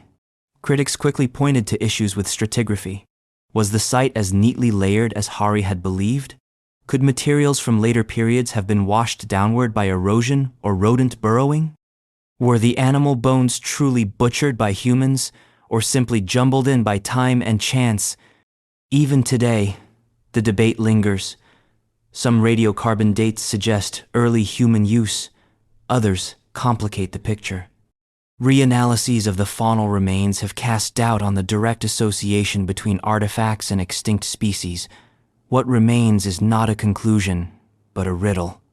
A cave that may or may not contain one of the earliest human occupation sites in the Southwest. But even if the Ice Age layer is disputed, the rest of Ventana Cave is remarkably rich.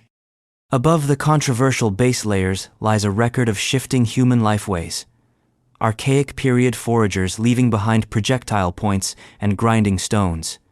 Early agricultural communities cultivating maize and digging storage pits. And later, hohokam groups building fire pits, leaving pottery fragments, and possibly conducting rituals within the shelter. What makes the cave so compelling is not any single artifact, but the accumulation, a vertical archive of change, each layer marked by subtle shifts in technology, diet, mobility.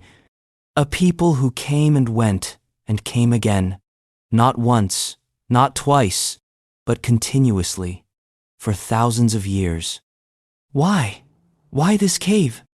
The answer, as always, is partly practical. Ventana Cave provided shade, protection, and access to seasonal resources. Its position on the flank of the Puerto Blanco Mountains gave it strategic visibility. Water was accessible, scarce, but not impossible. But more than that, the cave seems to have been a place of return. A waypoint in a larger migratory rhythm. A place where stories, rituals, and habits could sink into the sediment. There's evidence, too, of symbolic activity. Some layers include pigments red ochre, possibly used in body decoration or rock art. Stone figurines have been recovered.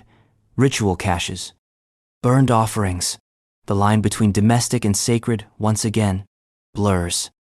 Today, the cave sits within the Tohono O'odham Nation, and for many O'odham people, it remains a sacred place. Older than archaeology, deeper than theory. And that's perhaps the central irony. In trying to categorize Ventana Cave, Ice Age kill site, archaic camp, hohokam shrine, modern science keeps bumping into something older and less cooperative. The cave doesn't just hold history, it refuses to settle into it.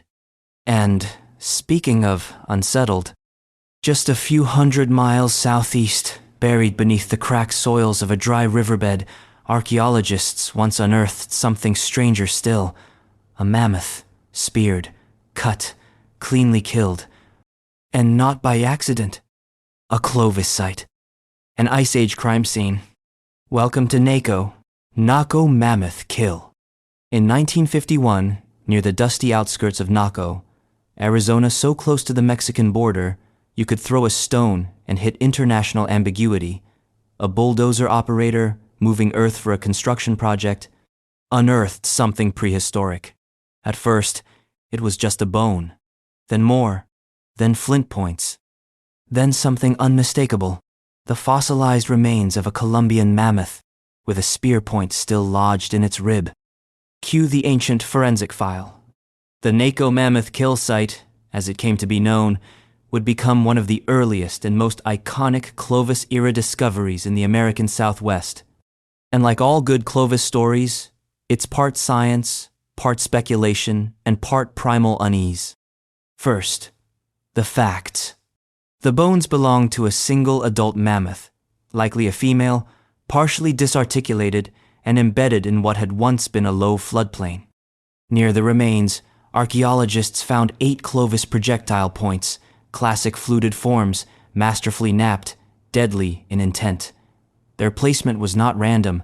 One point was still stuck in the ribs. Others lay nearby, as if discarded after the kill.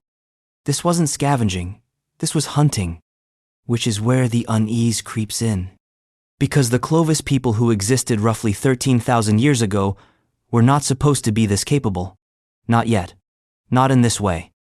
Their presence in North America is still debated in terms of timing, migration paths, and population spread. And yet, at Naco, they show up fully operational, coordinated, armed, and terrifyingly efficient. The kill site is a rare find. Most mammoth remains in North America aren't directly associated with human activity. They're bones, not narratives. But Naco offers something more forensic. A wound. A weapon. A moment frozen in sediment. But even this apparent clarity raises more questions. Was the mammoth ambushed? Driven into mud? Injured and pursued over days? Were multiple hunters involved? How many? Were they family, tribe, or something looser temporary coalitions bound by hunger and strategy? And what happened after the kill? Did they butcher the animal completely? Or just harvest high-yield parts, tusks, marrow-rich bones, organs, and leave the rest?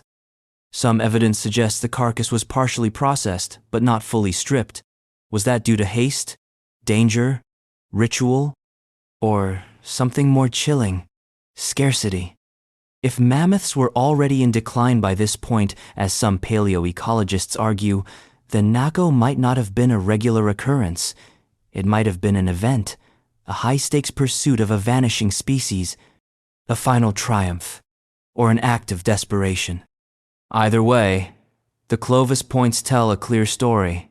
Someone aimed, someone struck, someone brought down a creature several tons heavier than themselves using only chipped stone and willpower. But as always, the site offers fewer answers than it promises. Because after the kill, the Clovis vanish again. Their tools reappear at Laner, Murray Springs, and other Arizona sites. But their culture, as we understand it, lasts only a few centuries. A flash in the Ice Age pan. Some say the Clovis people hunted megafauna to extinction. Others argue climate change did the job first. Still others suggest a combination ecological collapse accelerated by overkill. The truth is buried somewhere between bones and probabilities. But one thing is clear. At Naco, for one brief moment, the prehistoric world made eye contact with its successor, and then the moment passed. And not far from here, at another Clovis site in southern Arizona, the story continues. More mammoths, more points, more fire pits, footprints, and fragments of vanished lives. Same tools, same mystery. Only this time, the evidence is even more layered. Welcome to Laner. Laner Mammoth Kill. The desert outside Sierra Vista doesn't immediately look like it remembers anything. Sand, mesquite, dust devils, and the occasional military helicopter from Fort Huachuca overhead, hardly the kind of landscape that screams Ice Age battleground. But if you kneel in the dry creek beds and push your fingers past the surface crust, time gets weird very quickly. Because buried in the soils near the San Pedro River lies the Laner Mammoth Kill Site, one of the richest and most unnerving Clovis period excavation sites in the American Southwest. It wasn't discovered by archaeologists. Of course not. It was discovered by ranchers. In 1952, when ranch owner Ed Laner and his wife accidentally came across what looked like giant bones in their pasture, they had the good sense to call the University of Arizona. The result? A decade-long archaeological deep dive that would make Laner a foundational reference in Paleo-Indian research. Let's start with the numbers. The Laner site contained the remains of at least 13 mammoths. Not one, not two, 13. Alongside them, archaeologists found butchering tools. Clovis points some complete, some shattered, and most significantly, a cluster of hearths. Now, in archaeological terms, hearths are not just campfires. They're proof that humans were not merely passing by, not just scavenging a rotting carcass they happened to find. Hearths mean occupation, settlement however temporary, fire, food, warmth, and presence. These hearths were dated to approximately 11,000 to 13,000 years ago. That's deep time. This was not only one of the few direct associations between Clovis tools and mammoth remains, it was also one of the earliest known examples of human fire use in North America. So the scene we're left to reconstruct is this. A group of Ice Age hunters tracks a herd of mammoths, massive, unpredictable, and probably desperate themselves as the Pleistocene climate began to wobble. The hunters are armed with Clovis points fluted spear tips so refined that modern knappers still struggle to replicate them. They work in teams, they coordinate attacks. They bring down not one, but multiple mammoths. And then they light fires. They butcher what they can. They heat meat. They possibly cook marrow or render fat. They work for days, maybe weeks. They leave broken tools, ash, bone shards. Then, eventually, they move on. But what makes Laner really strange isn't just the volume of mammoth remains. It's the fact that this was likely not an isolated incident. Clovis points show up across the American West, often near megafauna kill sites. But very few offer the level of multi-species, multi-tool, and multi-hearth evidence that Laner does. Alongside the mammoths, archaeologists found remains of horses, bison, tapirs, and even extinct camels. It was a literal catalog of now vanished creatures. A prehistoric shopping list carved into the soil. And yet, It didn't last. By around 10,800 years ago, Clovis technology disappears from the record. Some think the Clovis people were never a people at all, just a shared toolkit adopted across disparate bands. Others think environmental collapse, overhunting, or disease led to their sudden disappearance. Or perhaps they simply evolved into something else, other Paleo-Indian cultures with different tools, new priorities. What's left at Laner is silence. Today, the site is fenced off and protected, its soil studied, reanalyzed, and debated in graduate theses. But the mystery remains oddly intact.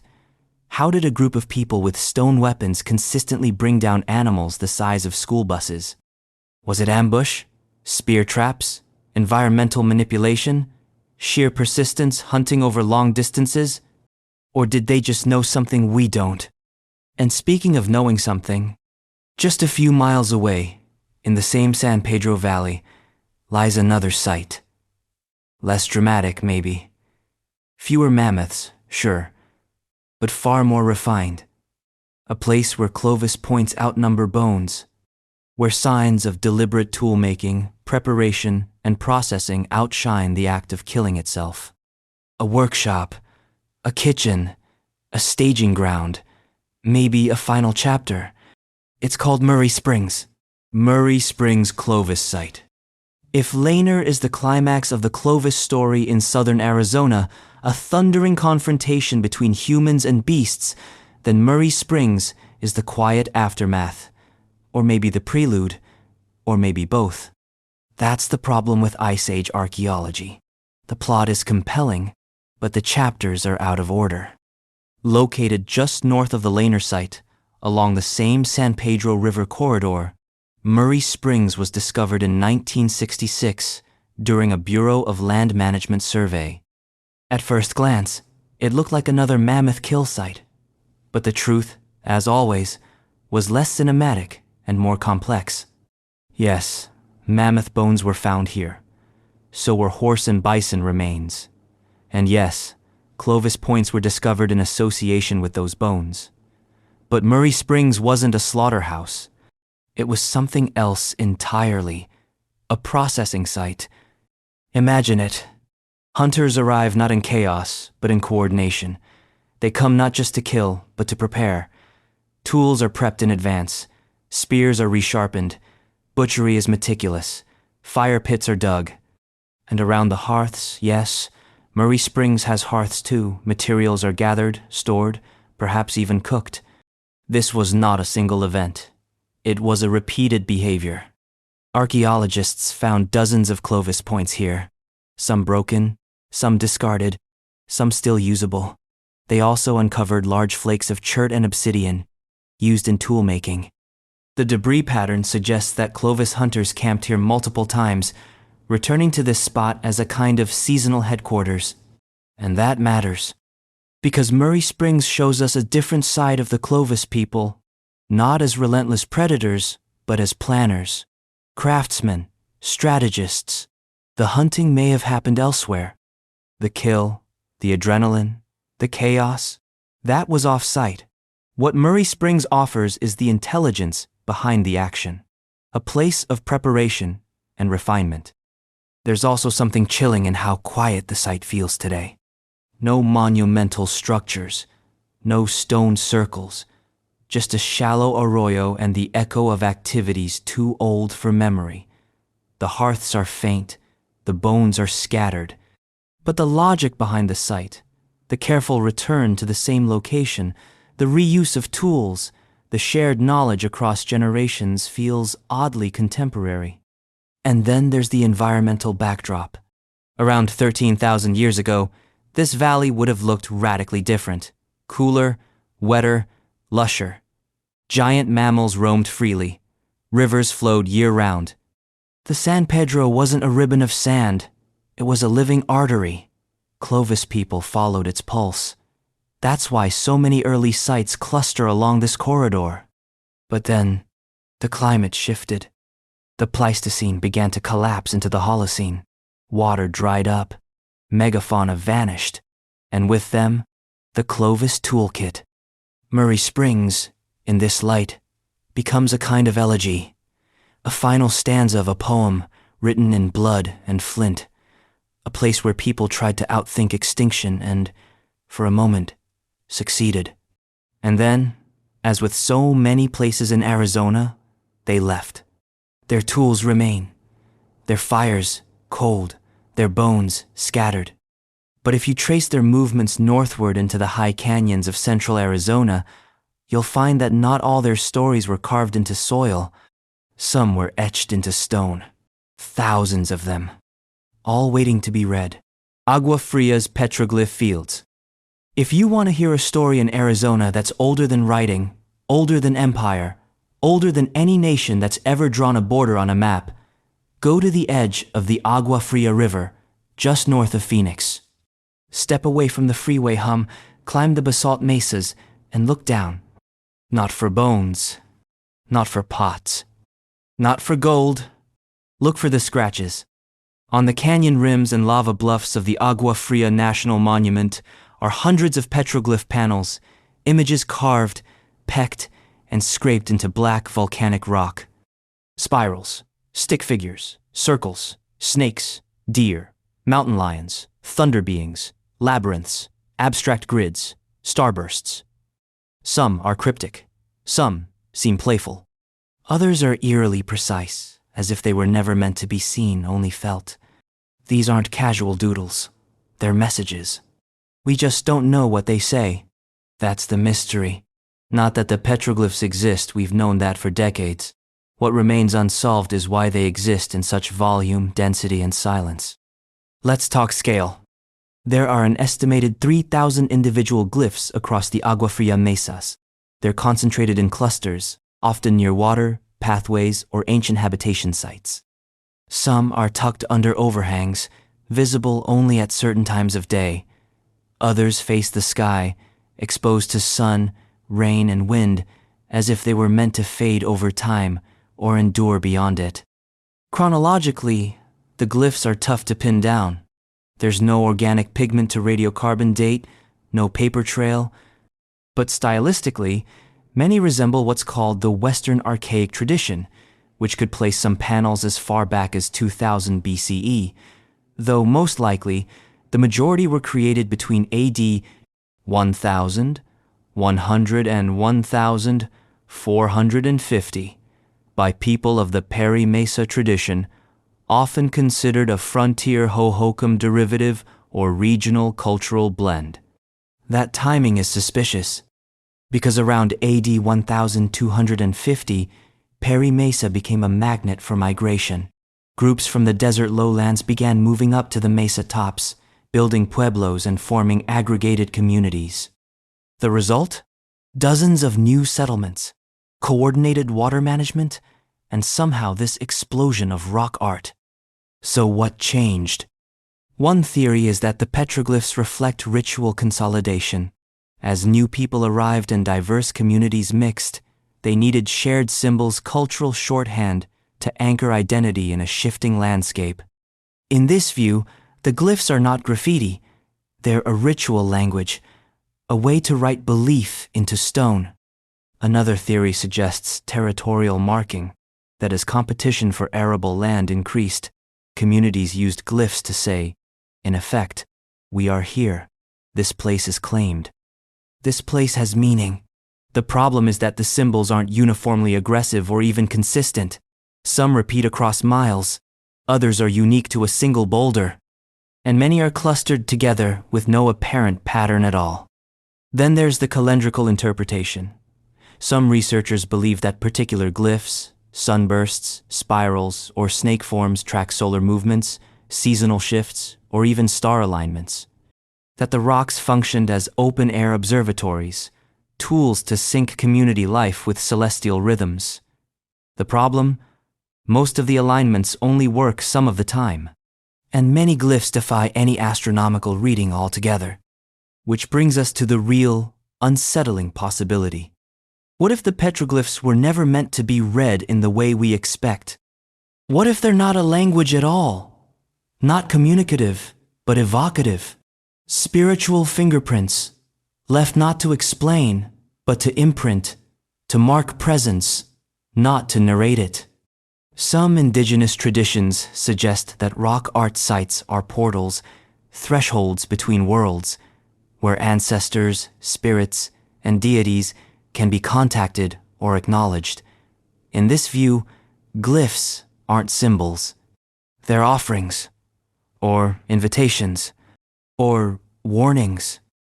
And there's something strange about the way so many of the agua fria glyphs face outward toward the horizon, the edge of cliffs, the drop into canyons. They look away from habitation sites, as if meant to witness something we've long forgotten how to see. Modern visitors walk past them without a second glance. Ranchers drive cattle nearby. Occasionally, vandals scrape their names over ancient spirals, adding their own confusion to the already untranslatable. But the glyphs remain, some faint, others sharp as the day they were carved, silent, but not still. And just down the slope from those cliffs, almost literally underfoot, are the remnants of the people who made them. Not just symbols, not just stories, but rooms, tools, bones, fire pits, the stuff of daily life, the hard evidence. But those are stories for another time. The glyphs? They're the goodbye note written in a language no one speaks anymore. And maybe that's the point. Because Arizona's oldest mysteries don't always disappear.